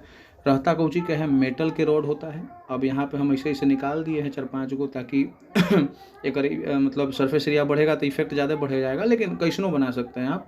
Mounted on a structure to protect, ये स्ट्रक्चर है, इसके ऊपर इसको माउंट कर दिया गया है। फ्रॉम ए लाइटनिंग स्ट्राइक, तो जब देखिए मान लीजिए लाइटनिंग स्ट्राइक यहाँ पे आपको स्ट्राइक करने वाला है ऊपर से आकर के, तो यहाँ पे ना आकर के यहीं से ही, यहाँ से मुड़ करके ये वैजा चल जाएगा, एकरा में समा जाएगा। और फिर यहाँ से को वायर ऐसे ऐसे आवित ये वायर कंडक्टर ना है तो विरोध नहीं करेगा, कहेगा बहुत बढ़िया चार्ज है, तो हाँ, तो हमारे काम में है कि चार्ज के हम ऊपरे से आसानी से कहाँ पड़ी, नीचे लेके चल जाइए, हमारी काम में है ना। अवहे का मत कह दिला तो हम तोरा लेके चले ही। अब वो अगर मान लीजिए ऐजा पड़ी स्ट्राइक किया, यहाँ माध्यम से होते होते यहाँ पहुँच गया, आसानी से डिस्चार्ज हो गया, लेकिन अगर वो ऐजा पड़ी स्ट्राइक करता तो क्या होता, ऐजा पड़ी तो ये इंसुलेटर होगा। ये बिल्डिंग में कुछ ही यूज होता है, ग्लास प्लास्टिक ये सब ना, ईंटा, तो ये कहेगा कि ना ना हम तोरा नहीं जान देंगे, तो ये कहेगा कि ओ ये काम, तो ये ऐजे पड़ी डिस्चार्ज कर देगा। तो यहाँ से क्या होगा कि इतना दूर बिल्डिंग जो है वो नष्ट हो जाएगा, दरार आ जाएगी, आग लग जाएगी, ठीक है। उसके बाद आपको जानना होगा कि मटेरियल ऑफ लाइटनिंग रॉड क्या यूज़ करिएगा। तो आप कॉपर का यूज़ कर सकते हैं, एल्युमिनियम का यूज़ कर सकते हैं। यहाँ पे जो ऊपर है सबसे, क्योंकि ये ज़्यादा कंडक्टर है तो ये ज़्यादा अट्रैक्ट करेगा। आप गोल्ड का यूज करेंगे तो और बेटर, सोना का यूज करेंगे तो और बेटर, सिल्वर का यूज़ करेंगे और बेटर। बट दिक्कत यह है कि रखवाली के लिए फिर आपको 5 बॉडीगार्ड रखना पड़ेगा, जिसके कारण नुकसान का सौदा हो जाएगा। इस कारण से बेस्ट ये है कि आप यहाँ पर कॉपर एल्युमिनियम लगा लीजिए, उसके बाद वायर एगो कॉपर का ऊपर से लेके किनारे किनारे ऐसे ऐसे करके यहाँ पर भी एगो मेटल के रॉड बड़का चुके गाड़ दीजिए, ताकि जो फ्लुएंसी है और ज़्यादा बढ़ जाए और आपका जो बिल्डिंग है वो बच जाए, ठीक है। तो चलिए अब बात करते हैं एक नए टॉपिक का, जिसका नाम है अर्थक्वेक। तो यहाँ पे मैं दोबारा हेडिंग लिख देता हूँ क्योंकि ऊपर दिखाई नहीं दे रहा होगा। हिंदी में कहा जाता है इसको भूकंप। अगर इसको समझना है तो सबसे पहले लेयर ऑफ अर्थ को समझना होगा। देखिए आपको यहाँ पे दिख रहा होगा, ये अर्थ का ऊपर वाला सरफेस ऐसे गोल ही तो होता है, तो सिर्फ मैंने एक पोर्शन लिया है, इतना से समझ में आपको आ गया होगा। इसमें ये वाला जो दिखाई दे रहा होगा डॉट डॉट, इसको आप बोल सकते हैं कि ये ओशियन है। यहाँ पर मैंने माउंटेन्स बनाए हैं और ये प्लेन्स हो गए, यानी ये वाला जो इलाका आपको दिख रहा होगा ये कॉन्टिनेंटल है, मतलब जिस पे लोग रहते हैं, है ना, देश है, महाद्वीप है। और ये वाला जो इलाका है वो ओशियन के लिए मैंने दिखाया है। बट दोनों तो ज़मीन पे ही रहते होंगे ना, तो नीचे तो ज़रूर होता होगा कोई ना कोई भाग। अब वो जो भाग जिस पर हम लोग निवास करते हैं या जल होता है, ओशियन होते हैं, उसे कहा जाता है क्रस्ट, ठीक है। अब सिंपल सी बात है, क्रस्ट जो होगा, ये जो ओशियन वाला होगा, उसका जो विड्थ होगा, गहराई होगा, वो कम होगा, है ना, क्योंकि यहाँ से हम शुरुआत हो रही है। देखिए यहाँ से ये कॉन्टिनेंटल क्रस्ट की शुरुआत हो रही है और ओशियन क्रस्ट की शुरुआत यहाँ से हो रही है, तो इतना तो डिफरेंस आ जाएगा, बट एक एवरेज बताया गया है ना। और स्पेशली कॉन्टिनेंटल के लिए बताया गया। कॉन्टिनेंटल मतलब जहाँ पे हम लोग रहते हैं, उसका जो क्रस्ट होता है वो लगभग 40 किलोमीटर उसका विड्थ होता है। गहराई कितनी होती है? 40 किलोमीटर। तो ये क्रस्ट लिखा। क्रस्ट सबसे ऊपरी परत होती है। कोई पूछेगा सबसे ऊपर वाली लेयर कौन है अर्थ का, तो आप जवाब क्या दोगे? क्रस्ट। डेप्थ पूछेगा, क्या जवाब दोगे? 40 किलोमीटर, है ना, ये जवाब दे सकते हो। यहाँ पे ये जो लिखा हुआ है ये डेंसिटी है, 2.7 ग्राम पर सेंटीमीटर क्यूब। डेंसिटी मालूम होगा क्या होता है? मास पर यूनिट वॉल्यूम, है ना। यानी यहाँ पे कहा गया कि 1 सेंटीमीटर क्यूब वॉल्यूम में अगर आपका मास कितना हो, 1 ग्राम हो, तो डेंसिटी को कहा जाएगा 1 ग्राम पर सेंटीमीटर क्यूब। तो 2.7 ग्राम पर सेंटीमीटर क्यूब, इसका मतलब हुआ 2.7 ग्राम जो है मास है 1 सेंटीमीटर क्यूब में। ये समझ में आ रहा होगा। ये जो आंकड़ा है 2.7 ग्राम पर सेंटीमीटर क्यूब, ये बहुत ही छोटा है, बहुत ही छोटा है। मतलब क्रस्ट जो है उसकी जो डेंसिटी होती है बाकी के कंपेयर में बहुत कम होता है। मतलब बहुत छोटा, मतलब ऐसा थोड़ी है कि एकदम छोटा, ठीक है, लेकिन बाकी के कंपेयर में छोटा होता है। देखिए बाकी के कंपेयर में मतलब यहाँ पे आपको ये दिख रहा होगा, ठीक है, मैं आपको दिखा देता हूँ थोड़ा साइड करके। यहाँ पे आपको दिख रहा होगा 12.29 ग्राम होगा, 12.2 है, उसके बाद ग्राम पर सेंटीमीटर क्यूब। यानी देखिए यहाँ पे था 2.7, यहाँ पे है 12, लगभग 6 गुना ज़्यादा या 5 गुना भी बोल सकते हो। ये किसकी है? इनर कोर की। जो सबसे इंटरनल पार्ट होता है वो कौन है? Inner core. जो सबसे बाहरी भाग कौन होता है? वो क्रस्ट होता है, ठीक। तो सबसे अंदर वाला भाग का डेंसिटी सबसे ज़्यादा, देखिए 12.2। उससे ऊपर वाला जो होगा वो लगभग उसका कम होगा, इसके कंपैरिजन में कम होगा। यहाँ पे साफ नहीं दिख रहा है कितना है, बट इससे कम होगा, है ना। और सबसे कम यहाँ पर होगा किसमें? क्रस्ट पे। क्लियर होगा बात इतनी? तो सबसे जो डेंसिटी ज़्यादा होगी इनर कोर की होगी, और सबसे इंटरनल पार्ट लेयर में इसका होता है, फिर आउटर कोर का होता है, फिर मेंटल के 2 भाग, एक होता है लोअर मेंटल, एक होता है अपर मेंटल। तो डेंसिटी यहाँ से इस तरीके से डिसेंडिंग ऑर्डर में होता है, घटते क्रम में, सबसे ज़्यादा यहाँ, उससे कम इसमें, उसमें कम, ऐसे इस तरीके से। क्यों होता है वो भी बताया जाएगा। यहाँ पे देखिए, तो क्रस्ट जो है वो यहाँ से यहाँ तक क्या हो गया? 40 किलोमीटर, ठीक है।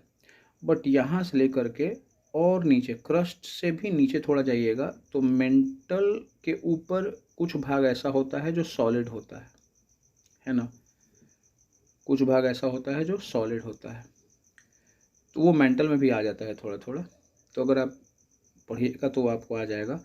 और ये जो होता है कि जिसमें क्रस्ट को हम लेते हैं और मेंटल के थोड़ा सा ऊपर वाला भाग को लेते हैं, तो उसको मिला के बोला जाता है लिथोस्फीयर। जो कहाँ से चालू होगा?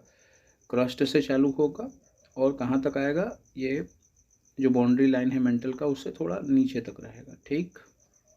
तो मेंटल का भी कुछ भाग इसमें रहता है। आई बात समझ में? तो लिथोस्फीयर का डेफिनेशन अगर ढूंढिएगा उसमें भी बताया जाता है कि कॉम्बिनेशन ऑफ क्रस्ट एंड मतलब upper part of the mantle, that is known as lithosphere. तो लिथोस्फीयर कितना होता है? देखिए आपको सबसे आप यहाँ पे दिया हुआ आंकड़ा 100 किलोमीटर, ठीक है। तो 40 किलोमीटर तो क्रस्ट हो गया, और ये जो 60 किलोमीटर है वो मेंटल का कुछ भाग है ना, दैट इज कॉल्ड लिथोस्फीयर। आई बात समझ में? और पूरा जो मेंटल है वो बहुत बड़ा है। देखिए यहाँ पे, यहाँ तक ये है लगभग 3000 किलोमीटर के आसपास, 3000 किलोमीटर। तो ये बहुत ज़्यादा है। तो ये संरचना जानना बहुत ज़रूरी था। अब क्यों ये जानना ज़रूरी था वो आप बताते हैं आपको आगे।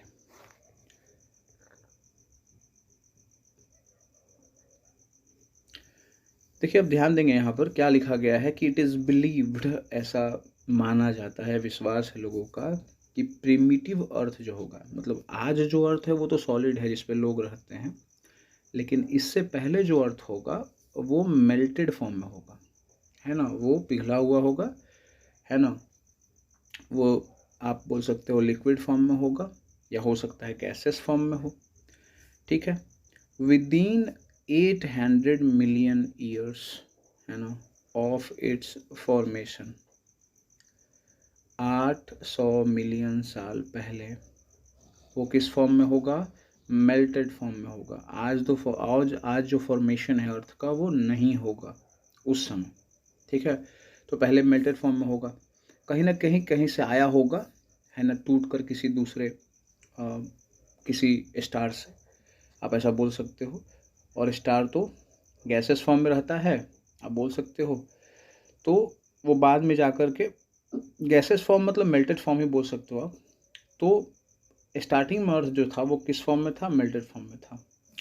बाद में क्या हुआ कि ग्रेविटी ने इन्फ्लुएंस डाला, और ग्रेविटी इन्फ्लुएंस कैसे डालता है, वो किस पे डिपेंड करता है, ग्रेविटी बताइए, मास पे डिपेंड करता है। तो क्या हुआ कि हैवियर मासेस जो थे, मटेरियल जो थे, वो सैंक डीपर टू फॉर्म कोर, तो उसने बना लिया कोर, बीच वाला भाग, ठीक है। और जो हल्के थे, जो बहुत हल्के थे, है ना, उसने बना लिए, क्या बतलाइए जल्दी, उसने बना लिया क्रस्ट, देखिए ये वाला सबसे ऊपर वाला भाग।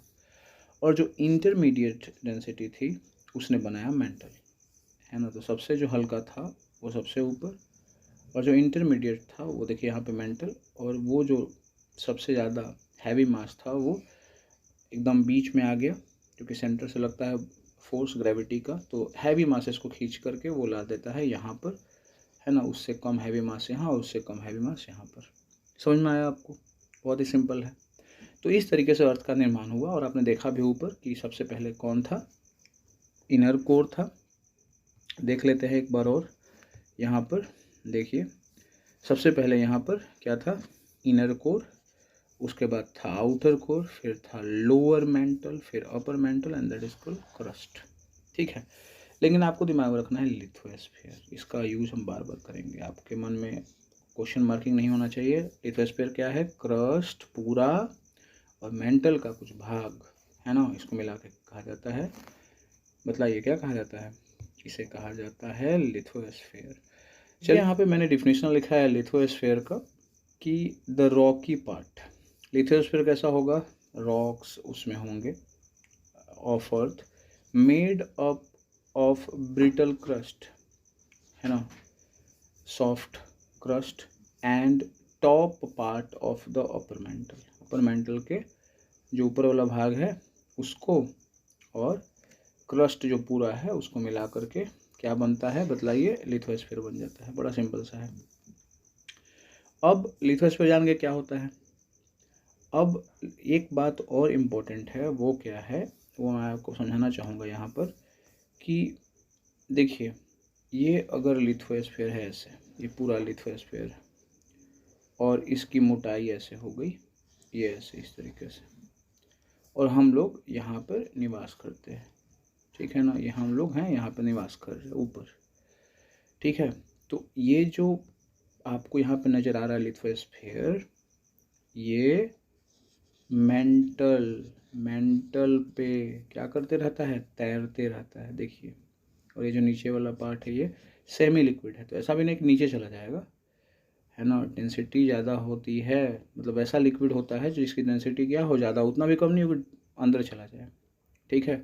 और ऐसे भी ये वाला जो पार्ट है उसकी डेंसिटी क्या है, कम है, डेंसिटी कम है तो ग्रेविटेशनल फोर्स पे कम लगेगा, तो ये ऊपर ही रहेगा। आई बात समझ में। तो ये वाला पार्ट इस पर पिघल रहा है। लेकिन ये आप सोचते होंगे कि ये पूरा अर्थ ऐसा होता होगा ना, सब पर लिथोस्फीयर होता होगा, चारों तरफ से लिथोस्फीयर होता होगा।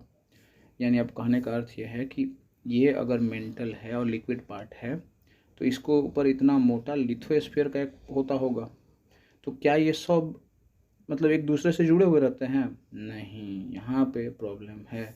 तो मैंने क्या बोला कि लिथोस्फीयर जो होता है वो क्रैक्ड, टूट जाते हैं इनटू सेक्शंस, भाग में, पार्ट्स में, और नोन एज टेक्टोनिक प्लेट्स।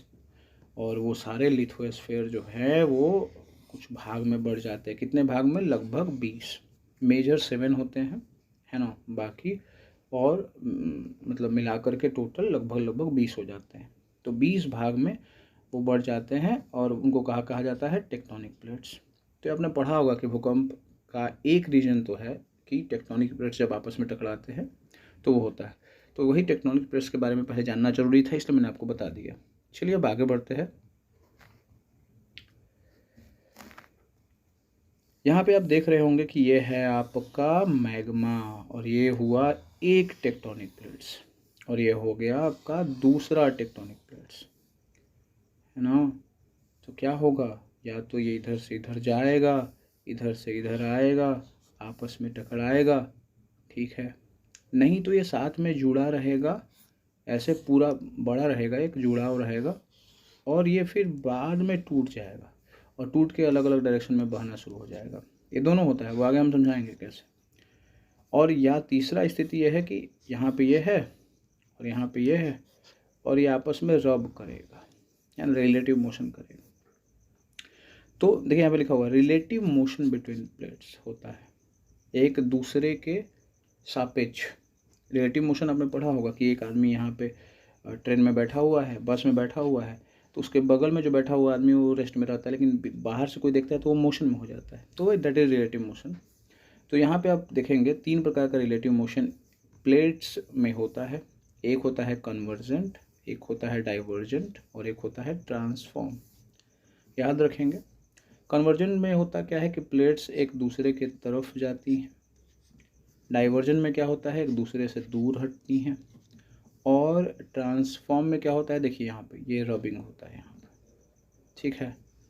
तो रबिंग होगा तो जहाँ पे रब होगा, जहाँ पे रबिंग होगा वहाँ पे एनर्जी ज़रूर क्या होगा, जनरेट होगा, किसके फॉर्म में, वेव के फॉर्म में। और वो वेव फिर अर्थ के सरफेस पे मूव करती हैं और वेव क्या है, एनर्जी को लेके जाने का साधन। और जहाँ जहाँ से एनर्जी गुजरेगी वहाँ वहाँ वो डैमेजेस पहुँचाएंगी। ये तो पता ही है एनर्जी का काम क्या है, एनर्जी क्या करता है, कहीं ना कहीं जाएगा और वो काम करेगा, नहीं तो वो मूव करते रहेगा हमेशा लाइफ टाइम। तो वो देखता है रास्ते में बिल्डिंग्स हैं, पेड़ पौधे हैं, तो सबको वो हानि पहुंचाते हुए आगे बढ़ते जाता है। बात करेंगे इस पर, चलिए आगे बढ़ते हैं। तब तक यहाँ पे आया अर्थक्वेक का डिफिनीशन। अब तो मैंने सोचा कि पहले भाव भंगी में बना लेते हैं, पहले सब कुछ बता देते हैं। जान चुके हैं रिलेटिव मोशन का होता है, जान चुके हैं लिथोस्फीयर का होता है ना, अर्थ का स्ट्रक्चर कैसन होता है, तो अभी समझने में आसानी होगी। देखिए यहाँ क्या लिखल है, रिलेटिव मोशन के कारण बिटवीन किसके, डिफरेंट पार्ट्स और प्लेट्स, टेक्टोनिक प्लेट्स, और वो किसके पार्ट्स होते हैं, लिथोस्फीयर के, सब कुछ बता दिया गया है। प्रोड्यूसिंग, और ये क्या करते हैं, जब रिलेटिव मोशन होता है तो ये प्रोड्यूस करते हैं हाई इंटेंसिटी शॉक वेव्स, है ना। शॉक वेव्स हाई इंटेंसिटी का आपसे होकर गुजरता है और आपको हानि पहुंचाता है, आपके बिल्डिंग्स को हानि पहुंचाता है ना। मेन तो यही ना हानि पहुंचाता है, ठीक है। ये शॉक वेव्स 3 प्रकार के होते हैं, चर्चा करेंगे इस पर आगे। देखिए यहाँ पे है, देखिए यहाँ पे है अगला टॉपिक, सेस्मिक फोकस। ये क्या होता है, तो यहाँ पे देखिए ये एक टेक्टोनिक प्लेट्स हुआ और एक ये टेक्टोनिक प्लेट्स हुआ, तो जब ये जुड़ेंगे आपस में, टकराएंगे, तो कहीं ना कहीं एक पॉइंट होता होगा। तो मान लीजिए कि ये वाला वो पॉइंट है यहाँ पे, और ये क्या है आपका surface, this is the surface, ठीक है। तो जब वो यहाँ पे टकराएंगे तो जिस जगह टकराते हैं वहाँ से वेव बनना शुरू हो जाता है, इस तरीके से ऐसे वेव जाना शुरू होता है, शॉक वेव। तो इस पॉइंट को कहा जाता है फोकस। क्या कहा जाता है, फोकस। यानी जो 2 टेक्टोनिक प्लेट्स होते हैं वो टकराते हैं, जिस बिंदु से क्रस्ट के नीचे, है ना, मतलब सरफेस के नीचे लगभग माना जाता है कि 60 किलोमीटर मिनिमम गहराई होती है, उसके बाद कितनी भी हो सकती है, बट 60 किलोमीटर ऐसा माना जाता है। तो वहाँ पे जब वो टकराते हैं आपस में, तो वहाँ पे वो शॉक वेव्स जनरेट करते हैं एंड उनको एक स्पेसिफिक नाम कि यहाँ से भूकंप चालू हुआ है, तो जहाँ से भूकंप चालू हो उसे हम क्या बोलते हैं, फोकस बोलते हैं। इतना समझ में आया आपको, ठीक है। आगे बढ़ते हैं। फोकस जो होता है उसको कुछ और नामों से जाना जाता है, जैसे सेस्मिक हो गया, ओरिजिन, सेस्मिक ओरिजिन भी कहा जाता है, दूसरा हाइपोसेंटर भी कहा जाता है, बहुत ही सिंपल। और आपको अब ये समझना है कि यहाँ पे अगर मान लीजिए ये वाला ये वाला जो भाग आपको यहाँ पे दिख रहा है, अगर ये वाला भाग सरफेस है, ये वाला जो आपको लाइन दिख रहा है अगर सरफेस है और यहाँ पर से शुरू हो रहा है भूकंप, तो इसके जस्ट ऊपर परपेंडिकुलर बनाना है। परपेंडिकुलर कैसे बनाएंगे? जस्ट जहाँ पॉइंट होगा वहाँ से एक बेस बनाएंगे ऐसे सीधा, ठीक। फिर 90 डिग्री बनाएंगे। 90 डिग्री जाकर के जिस सरफेस के जिस पॉइंट पे टकराएगा उस पॉइंट को कहा जाता है ईपी सेंटर। क्या कहा जाता है? EP centre. बहुत ही सिंपल। तो जहाँ से अर्थक्वेक जनरेट होगा ओकरा को कहा जाएगा फोकस, है ना। अब फोकस के जस्ट परपेंडिकुलर ऊपर जो पॉइंट होगा उसको क्या कहा जाएगा? Epicentre. या हम बोल सकते हैं कि the point on the surface which is nearest to the focus that is called epicentre, क्योंकि यहाँ से परपेंडिकुलर जो होगा वो है नियरेस्ट होगा। यहाँ से तनियो मानिए से मुड़ ला तो ये जो होगा वो आपका ईपी सेंटर नहीं होगा। तो ये नियरेस्ट तो वही होता है ना, आपने फिजिक्स में पढ़ा होगा displacement, nearest distance that is called, भाई कि वो पॉइंट ईपी सेंटर होता है। बट ये जो यहाँ पर जो ईपी सेंटर है, अगर मैं इसको ई से डिनोट करूँ और फोकस को मैं अगर एफ से डिनोट करूँ, तो जो ई एफ होता है इसको कहा जाता है फोकल डेप्थ, है ना। तो कोई पूछ दे कि व्हाट इज फोकल डेप्थ, तो आपका जवाब क्या होगा? The distance between EP centre and focus. Focus और ईपी सेंटर के बीच की दूरी को क्या कहा जाता है? फोकल डेप्थ कहा जाता है। कोई पूछेगा फोकस क्या होता है, तो बोलेंगे a point inside the earth crust where the earthquake shock waves generate, जहाँ से शॉक वेव जनरेट हुआ है। और अगर कोई पूछेगा ईपी सेंटर क्या होता है, तो जवाब क्या होगा? The point on the surface of the earth, है ना, which is nearest to the focus. ये भी बोल सकते हो, है ना। या बोल सकते हो कि परपेंडिकुलर अपवर्ड जो होता है ना, पॉइंट जस्ट फोकस के ऊपर, उसे क्या कहा जाता है? EP centre. और ईपी सेंटर और फोकस के बीच की दूरी को फोकल डेप्थ कहा जाता है। मैंने यहाँ पे डेफिनेशन लिख भी दिया है। ईपी सेंटर का डेफिनेशन होगा vertically above the seismic focus. Seismic focus ये हो गया, इसके जस्ट वर्टिकली अपवर्ड जो पॉइंट होगा, है ना, उसे क्या कहा जाएगा? EP centre. कोई पूछेगा फोकल डेप्थ क्या होता है, जवाब क्या होगा? Distance from epicentre to focus. Epicentre और फोकस के बीच का जो डिस्टेंस होता है उसे फोकल डेप्थ कहा जाता है। बहुत ही सिंपल है। चलिए आगे बढ़ो। फोकल डेप्थ जो है वो 3 प्रकार का होता है। एक होता है सैलो, एक होता है इंटरमीडिएट और एक होता है डीप। सैलो माने कि जो फोकल डेप्थ होगा 60 to 70 किलोमीटर, तो मैंने बोला था मिनिमम 60 होता है लगभग, तो 60 से 70 किलोमीटर तक अगर फोकल डेप्थ है ना, तो ओकरा सैलो कहा जाएगा। अगर 70 से लेके 300 तक है तो उसे इंटरमीडिएट कहा जाएगा, और 300 किलोमीटर या उससे ज़्यादा अगर है तो उसको डीप कहा जाएगा, कि बहुत अंदर है जहाँ से शॉक वेव्स जनरेट हो रहा है। इंटरमीडिएट मतलब न ज़्यादा अंदर न ज़्यादा ऊपर, और सैलो का मतलब है कि बहुत नीचे नहीं, तुरंत 60 किलोमीटर नीचे गए और वहाँ से शॉक वेव्स वो जनरेट हुआ है। सिंपल बात। नहीं समझ में आया? अभी समझ में आया ना आपको कि ये सरफेस है, यहाँ पे ये वाला आपका, जैसे तो एगो ये पॉइंट हो गया, एगो ये पॉइंट हो गया, एगो ये पॉइंट हो गया, तो ये जो पॉइंट है यहाँ से लेके यहाँ ले, ये अगर 300 है या 300 से ज़्यादा है तो एक डीप कहल जाएगा। ई वाला पॉइंट को कहल जाएगा कि डीप फोकल डेप्थ है। और यहाँ जो पॉइंट है इसको कहा जाएगा इंटरमीडिएट, और ये वाला जो नज़दीक है सरफेस के इसको क्या कहा जाएगा? सैलो। चलिए ठीक है, यहाँ तक आया समझ में। अब यहाँ बात कर लेते हैं सेस्मिक वेव की, या जिसको हम शॉक वेव कहते हैं। तो एक ऐसा वेव जो आके शॉक दे दे आपको, है ना, बैठे हुए आप हिल जाए, यही तो होता है, आपके बिल्डिंग को हिला दे, शॉक कर दे, that is called shock wave या सेस्मिक वेव। तो वेव जनरेटेड इन, क्या बताया गया? लिथोस्फीयर।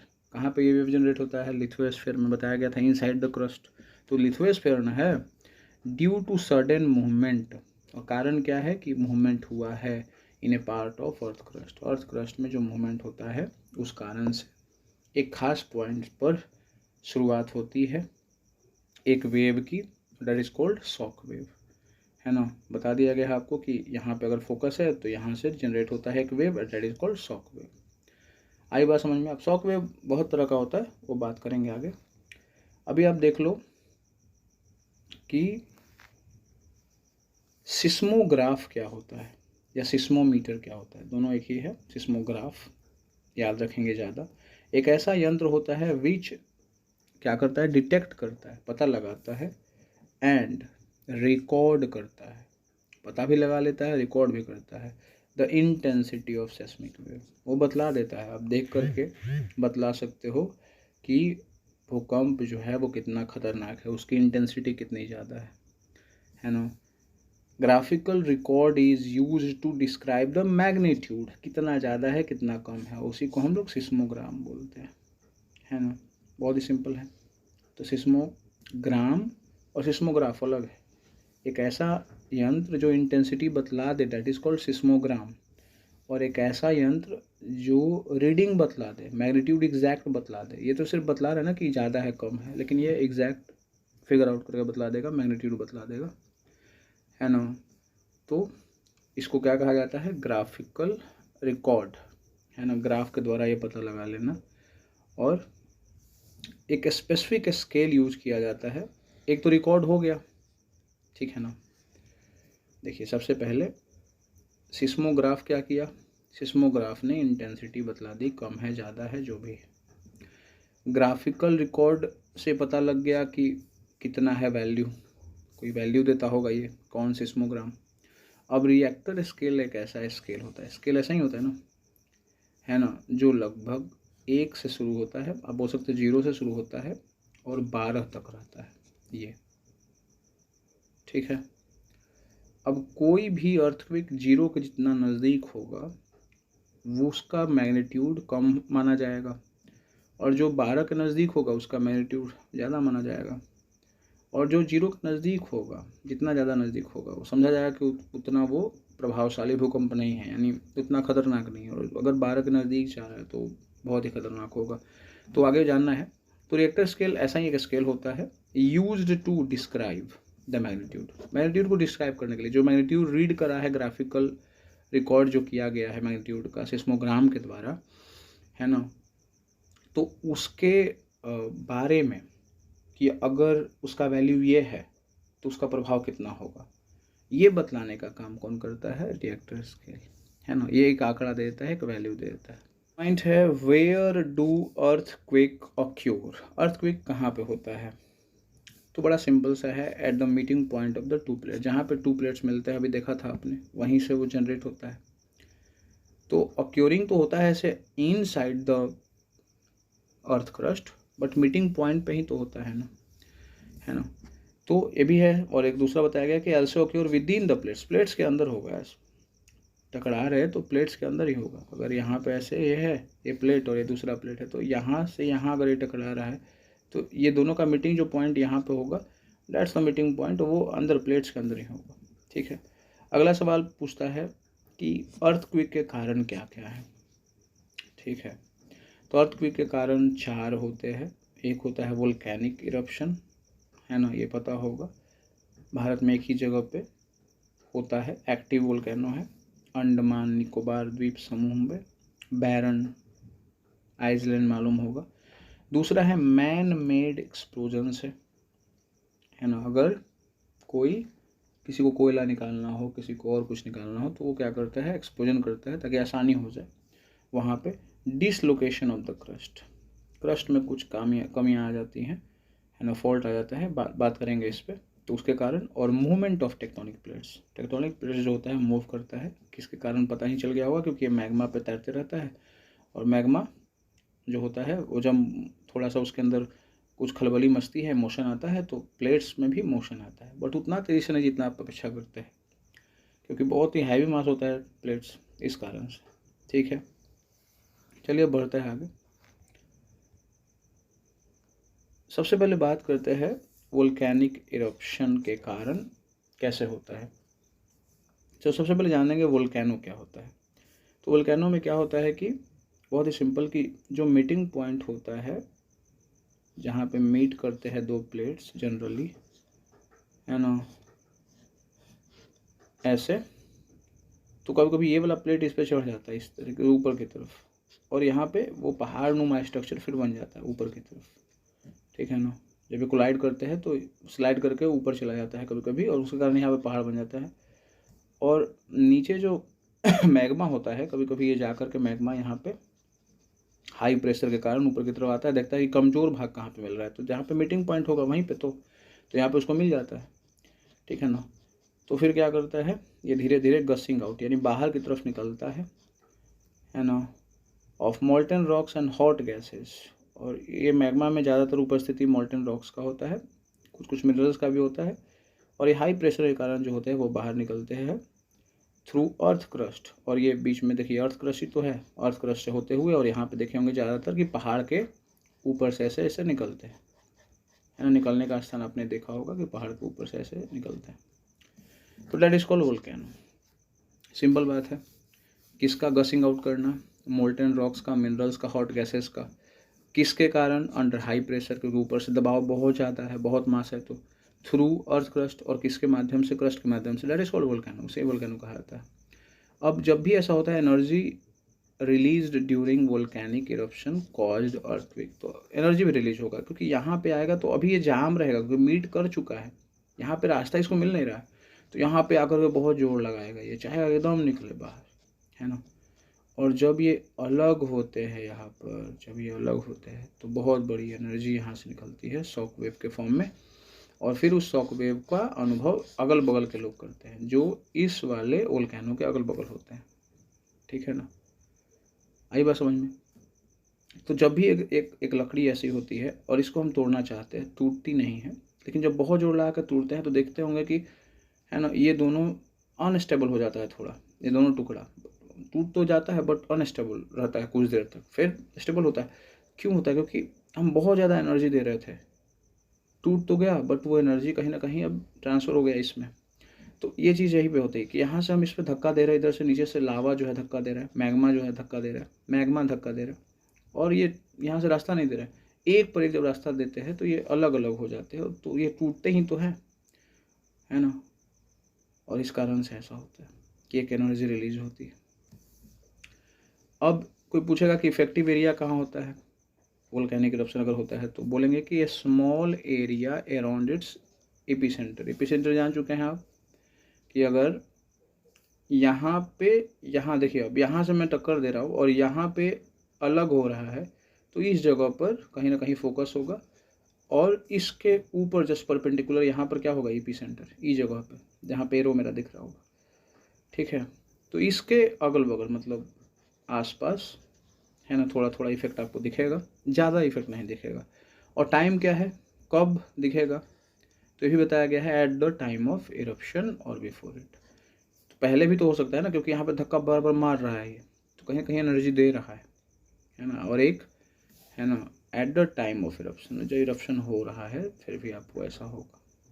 तो ये दोनों संभावनाएं हैं, क्योंकि जब इरप्शन होते रहता है तो फिर ये वॉल्स पे, टेक्टोनिक प्लेट्स पे क्या दबाव डालते रहती है ना, जिसके कारण वाइब्रेशन कहीं ना कहीं होते रहता है, ठीक है। अब बढ़ते हैं आगे। देखिए यहाँ पे बताया गया है कि टोटल वोल्केनो जो होते हैं इंडिया में, है ना, वो 8 है ना। पता नहीं होगा आपको 8, क्यों नहीं पता होगा, क्योंकि एक्टिव कोई है ही नहीं। तो एक्टिव बस कितना है, 1 है, और वो कहाँ पे है, बैरन आइसलैंड में। और वो बैरन आइसलैंड कहाँ पे है, तो अंडमान निकोबार आइसलैंड जो होता है वो एक ग्रुप ऑफ आइसलैंड है, उसमें एक आइसलैंड जो है वो बैरन है।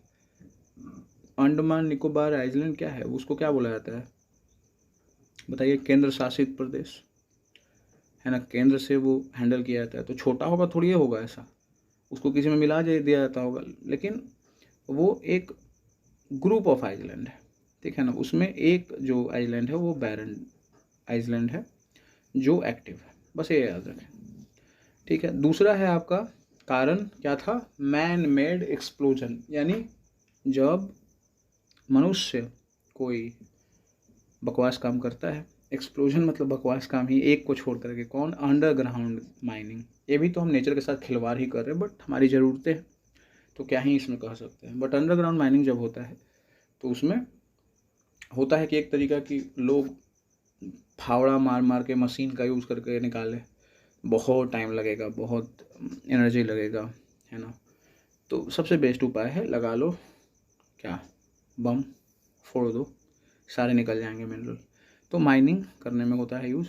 दूसरा है ब्लास्टिंग ऑफ रॉक्स, छोटे छोटे टुकड़ों में बड़े बड़े रॉक्स को छोटे छोटे रॉक्स में बदलना, उसमें बहुत बड़ा काम है ना, मैनुअल वर्क बहुत करना पड़ेगा, मशीनरी वर्क भी बहुत ज़्यादा है। सिंपल है, ब्लास्ट कर दो। उसके बाद न्यूक्लियर एक्सप्लोजन होता है। तो नॉर्थ कोरिया का नाम सुनबे किए होंगे आप, बोरहा एगो है वहाँ पे, उसका काम है कि एक्सप्लोजन करित रहता है, भले वहाँ के लोग कैसे जीवित रहे, खाना वाना मिल रहा है कि नहीं, कुछ ठीक ना है। लेकिन न्यूक्लियर एक्सप्लोजन एक बार वो किया था, मे बी हाइड्रोजन बम का कर रहा था वो, क्या बोलते हैं उसको, परीक्षण, चेक कर रहा था कि काम करेगा कि नहीं।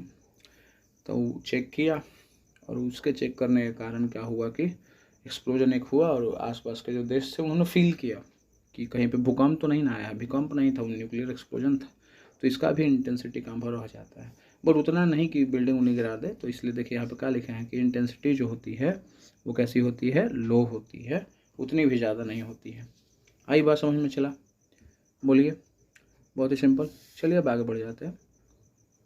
आगे है तीसरा कारण, डिसलोकेशन ऑफ क्रस्ट। इधर ही समझेंगे हम लोग। डिसलोकेशन ऑफ क्रस्ट मैंने कहा कि जैसे मान लीजिए ये वो क्रस्ट है, अब ई वाला जो पार्ट है, एन वाला जो पार्ट है, एक वो बहुत हैवी मास है ना, बहुत प्रेशर एक वो पड़ रहा है, ठीक है। उस रीजन से अगर ये क्या हो गया, थोड़ा सा ये वाला जो लेयर था, जो सिमिलर लेयर था, ये लेयर अगर यहाँ चला जाए, है ना, यहाँ चला जाए, इस जगह पे आज स्लाइड करके नीचे की तरफ, ठीक है ना, तो ये डिसलोकेशन तो हुआ ना, क्रस्ट नीचे आया थोड़ा, ठीक है। तो ये जो बदलाव होता है ये बहुत ही ज़्यादा डिस्ट्रक्टिव होता है। यहाँ लिखा हुआ है मोस्ट डिस्ट्रक्टिव अर्थक्वेक, सबसे खतरनाक। कारण क्या है कि अभी टूट के जा गिरा है तो ऐसे पर ही वेव जनरेट होगा, ज़्यादा ऊपर नहीं। अब ये जो वेव होगा ये ज़्यादा डिस्टेंस नहीं तय करेगा, इस सरफेसे पर खाली ऐसे ऐसे चलेगा। तो इसलिए ये अगल बगल कोई अगर बिल्डिंग होगा इधर इस वाले क्रस्ट में भी, तो उसको क्या कर देगा, गिरा देगा, है ना। तो मोस्ट डिस्ट्रक्टिव अर्थक्वेक जो होगा उस किस कारण से होता है, डिसलोकेशन ऑफ अर्थ से। और ये जो डिसलोकेशन ऑफ क्रस्ट हुआ, जहाँ कहीं भी हुआ तो क्रस्ट के अंदर ही तो हुआ, ये मतलब क्रस्ट में ही तो हुआ, तो इसको बोला जाता है फॉल्ट।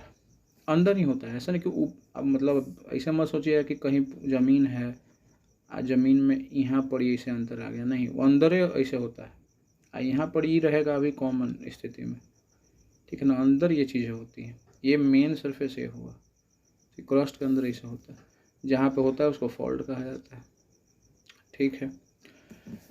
तो क्या है कारण, कोई पूछेगा कारण क्या है, तो zone of weakness in crust, crust के अंदर वीकनेस आ गया होगा किसी कारणवश, है ना, उस कारण से ऐसा हुआ है।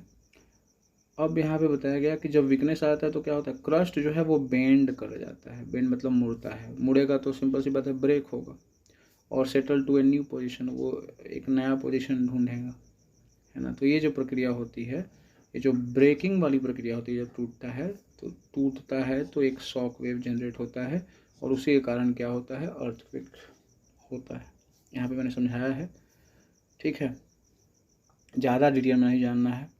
चौथा कारण था वो था आपका मूवमेंट ऑफ क्या, tectonic plates, movement of tectonic plates, ये चौथा कारण था। अब सबको पता है कि जो लिथोस्फीयर होता है कॉन्सिस्ट ऑफ 20 प्लेट्स, उसमें प्लेट्स की संख्या कितनी होती है, 20, और वो मैग्मा के ऊपर तैरते रहते, फ्लोट करते रहते। तो अंदर से मैग्मा आता है ना, ऐसे ऐसे, फिर यहाँ से टकरा करके इधर मैग्मा बहता है, कुछ मैग्मा इधर बहता है। तो ये पहले तो यहाँ पे मार करके इसको वीक बना देता है, और जब ये टूट जाता है और टूट करके अलग हो जाता है, ये इधर बहने लगता है, ये इधर बहने लगता है ना।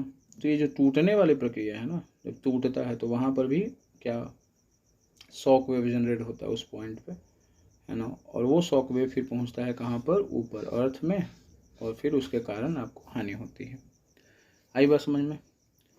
ठीक है, चलिए अब आगे है magnitude of an earthquake. Earthquake का जो मैग्नीट्यूड होता है वो किन बातों पर निर्भर करता है, या कैसे पता चलेगा कि ज़्यादा है कम है, तो it is a measure of, है ना। अगर आपको जानना है तो आपने देखा था एक सिस्मोग्राफ होता था, तो ग्राफ ऐसा बनता था, ऐसा, इस तरीके से, ऐसा, ठीक है। तो ग्राफ ऐसा ही होता है ना, ऐसा, इस तरीके से, वेव का ग्राफ, तो एक मान लीजिए ग्राफ ऐसा बना, दूसरा ग्राफ ऐसा बना, ठीक है, इस तरीके का। तो बतलाइए ये वाला और ये वाला, इन दोनों में कौन ग्राफ जो है ये बतलाएगा कि सबसे ज़्यादा मैग्नीट्यूड किसका है? तो ये वाला, नॉट ये वाला, ठीक है। कैसे? तो एम्पलीट्यूड से, एम्पलीट्यूड किसका ज़्यादा है? इसका है। तो आपको पता होगा, वेव पढ़े होंगे तो, कि ऐसे वेव होता है इस तरीके से, और बीच में होता है क्या? मीन पोजीशन, और मीन पोजीशन से ऊपर एक्सट्रीम पोजीशन, ये वाला पोजीशन को एक्सट्रीम पोजीशन कहा जाता है, उसकी जो दूरी होती है उसे क्या कहा जाता है? एम्पलीट्यूड। तो देखिए आप साफ साफ, जिसका ये वाला भाग एकदम ऊपर जाएगा, ऐसे ऐसे ऐसे, तो इसमें एम्पलीट्यूड अपने आप ज़्यादा हो जाएगा। तो जिसका ग्राफ में ऊंचाई ज़्यादा हो, दैट इज कॉल्ड भाई कि वो ज़्यादा मैग्नीट्यूड का है। अब जो शॉक वेव होते हैं वो 3 प्रकार के होते हैं। शॉक वेव जो होते हैं वो 3 प्रकार के होते हैं, ऐसा नहीं कि एक ही वेव से काम नहीं, 3 वो वेव पहुँचता है भाई, है ना। किसी किसी एक भूकंप में तीनों पहुँच जाता है, और किसी किसी में पर्टिकुलरली 1 या 2 पहुँचता है। तो बात करते हैं, एक होता है प्राइमरी वेव, है ना, पी वेव से याद कर सकते हैं, जिसकी स्पीड होती है 6 किलोमीटर पर सेकंड, यानी 1 सेकंड में समझिए 6 किलोमीटर, यह बचे का चांस ना मिलता है, कौनो वेव रहे भाई पहुंच जाएगा बहुत जल्दी। और इसकी इंटेंसिटी क्या होती है? लो। खासियत एक क्या है कि लो है। अब एक स्पीड बहुत ज़्यादा है, 6 किलोमीटर पर सेकंड, समझ रहे हैं, बहुत ज़्यादा है। अब कोई आएगा और एकदम स्पीड में चल जाएगा आपसे होकर के, तो उसका प्रभाव तो कम ना रहेगा, उसको तो रुकना पड़ेगा अगर उसको अपना प्रभाव छोड़ना है तो, ठीक है। कोई पूछेगा कि कहाँ कहाँ मूव करता है ये वेव? सगरो चलता है, जैसे लाइट का वेव सगरो चलता है। तो हाँ भाई, ये हो इसी चलता है, सॉलिड, लिक्विड, गैस, सगरो।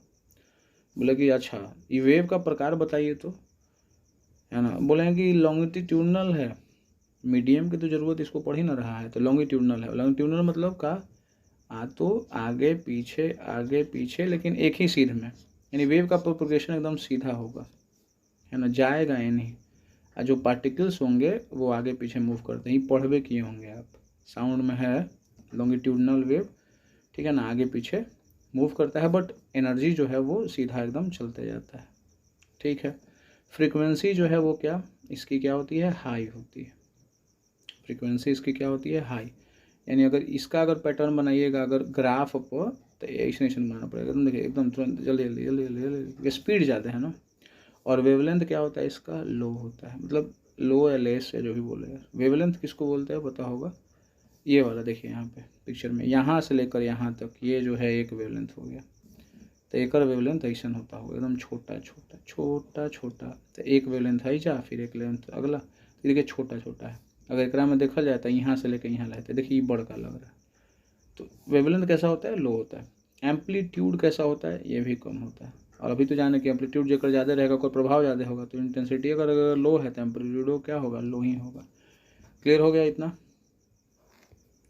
चलिए अब यहाँ पे थोड़ा समझाए हैं कि भाई देखिए ये है मीन पोजीशन, और ये वेव जो है वो इस तरीके से अप एंड डाउन कर रहा है। तो ये वाला जो पॉइंट होता है इसको बोला जाता है एक्सट्रीम पोजीशन, है ना, और ये वाला होता है इसको बोला जाता है मीन पोजीशन। तो यहाँ से यहाँ तक का जो डिस्टेंस होता है इसको एम्पलीट्यूड कहा जाता है। और वेव का शुरुआत यहाँ से हुआ है, तो यहाँ से लेके यहाँ पे ये नीचे ना समाप्त हुआ है, नीचे गया है फिर ऐजा आया है। तो ये वाला जो पॉइंट होता है और ये वाला जो पॉइंट होता है, इनके बीच का जो डिस्टेंस होता है इसको बोला जाता है वेवलेंथ, जिसको एक साइन लैम्डा से सूचित करते हैं।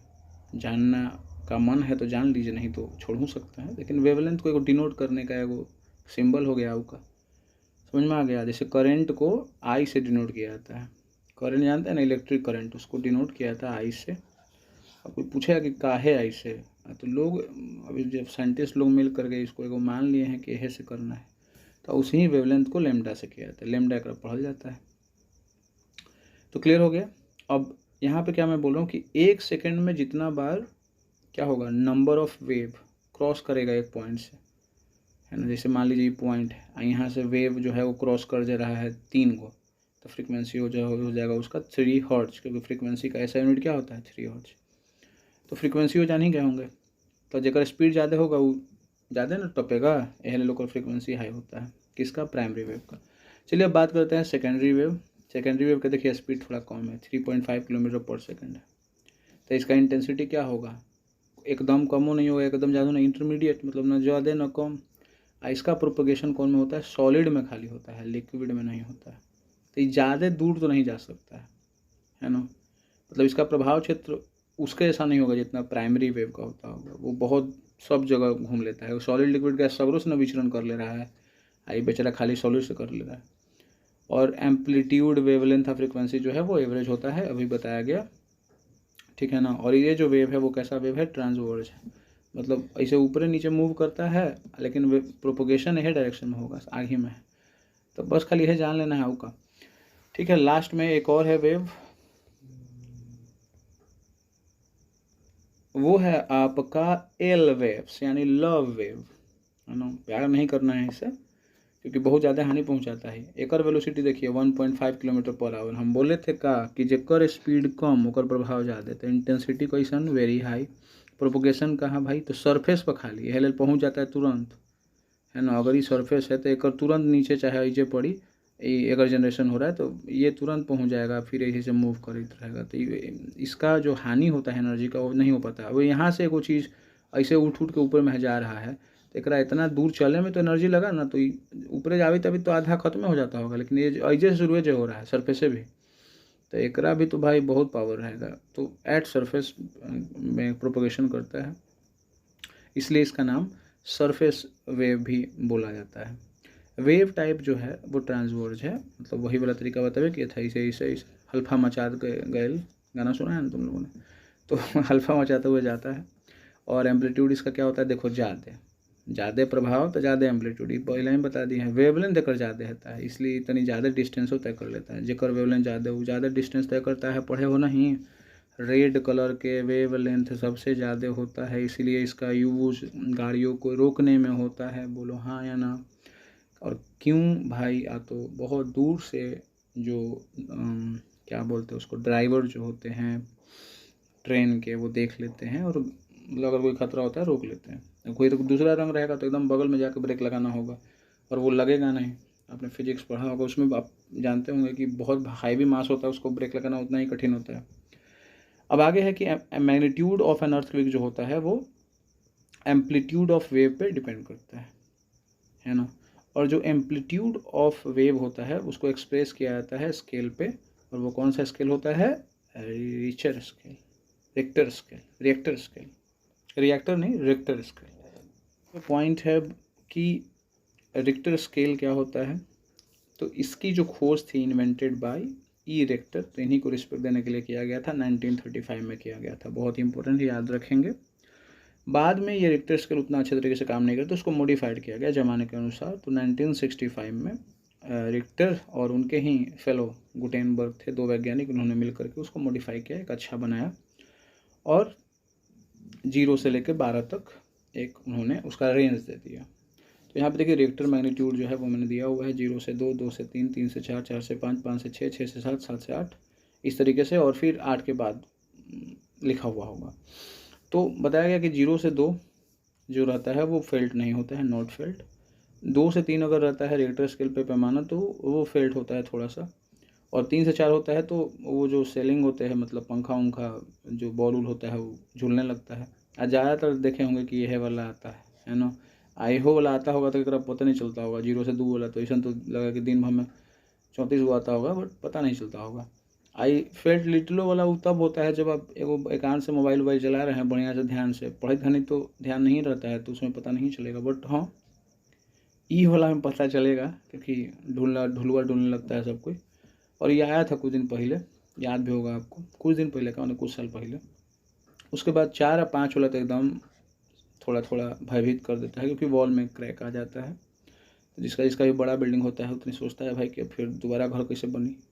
छोटो वाला भी उतने टेंशन में रहता है भाई, क्योंकि घर तो घर होता है। और फिर उसके बाद 5 से 6 फर्नीचर मूव करने लगता है ना।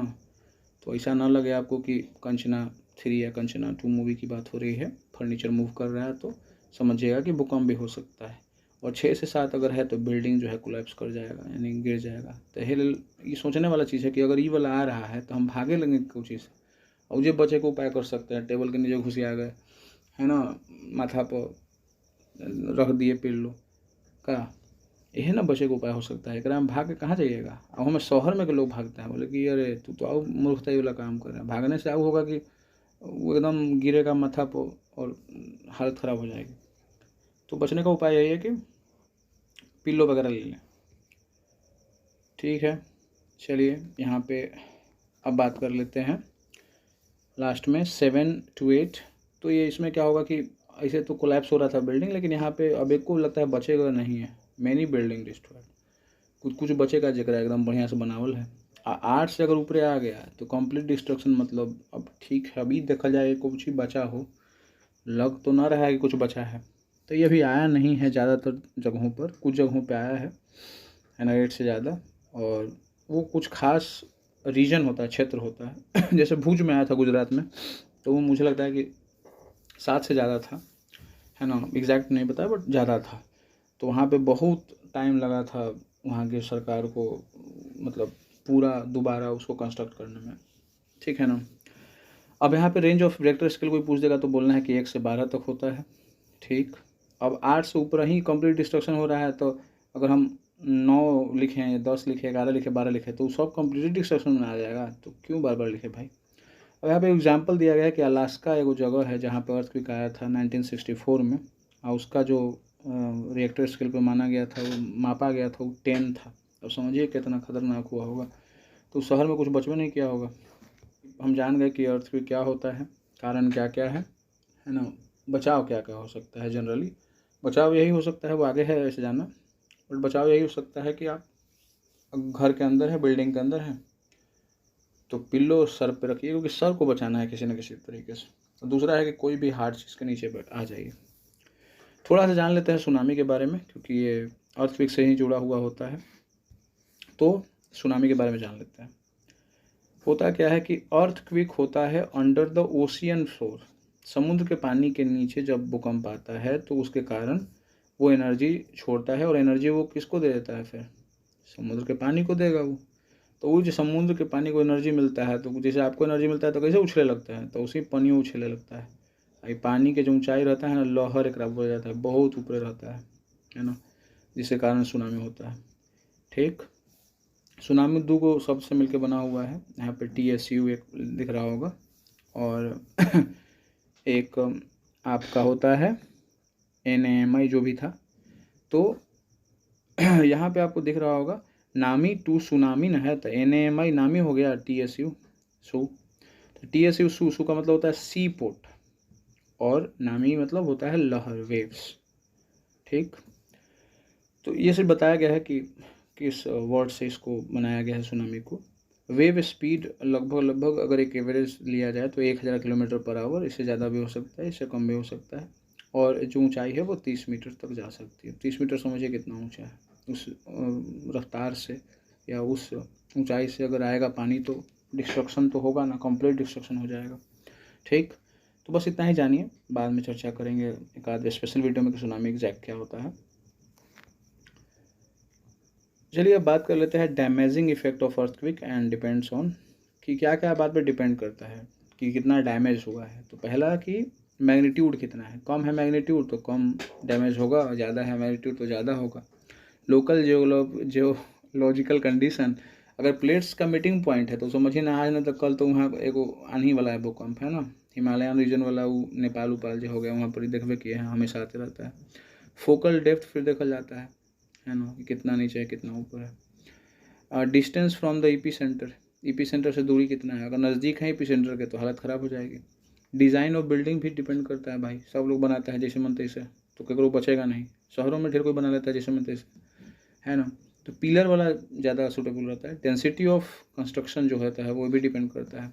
तो आप देखे होंगे बहुत सारा शहर में कि बीच में खाली जगह नहीं रहता है, तो खाली जगह में तो हेल्प हो जाता है ना। ऐसा भी जनरली शहर में होता है, तो लोग पार्क में भाग जाते हैं, अरे भागने का टाइम नहीं मिलेगा और कब आएगा ये नहीं पता है, सो वो ज़्यादा इफेक्टिव नहीं है। तो आपके बगल में ही जगह होना चाहिए ना, और होता नहीं, तो डेंसिटी प्रभावशाली होता है। ज़्यादा डेंसिटी तो ज़्यादा हानि होगा। डैमेजिंग इफेक्ट जो है वो क्या क्या हो सकता है, cause damage to the building, railway tracks, bridges, कुछ हो बचेगा नहीं भाई। कॉज लैंडस्लाइड, जो पहाड़ी इलाका होता है लैंडस्लाइड हो जाता है, तो रोड ब्लॉक हो गए।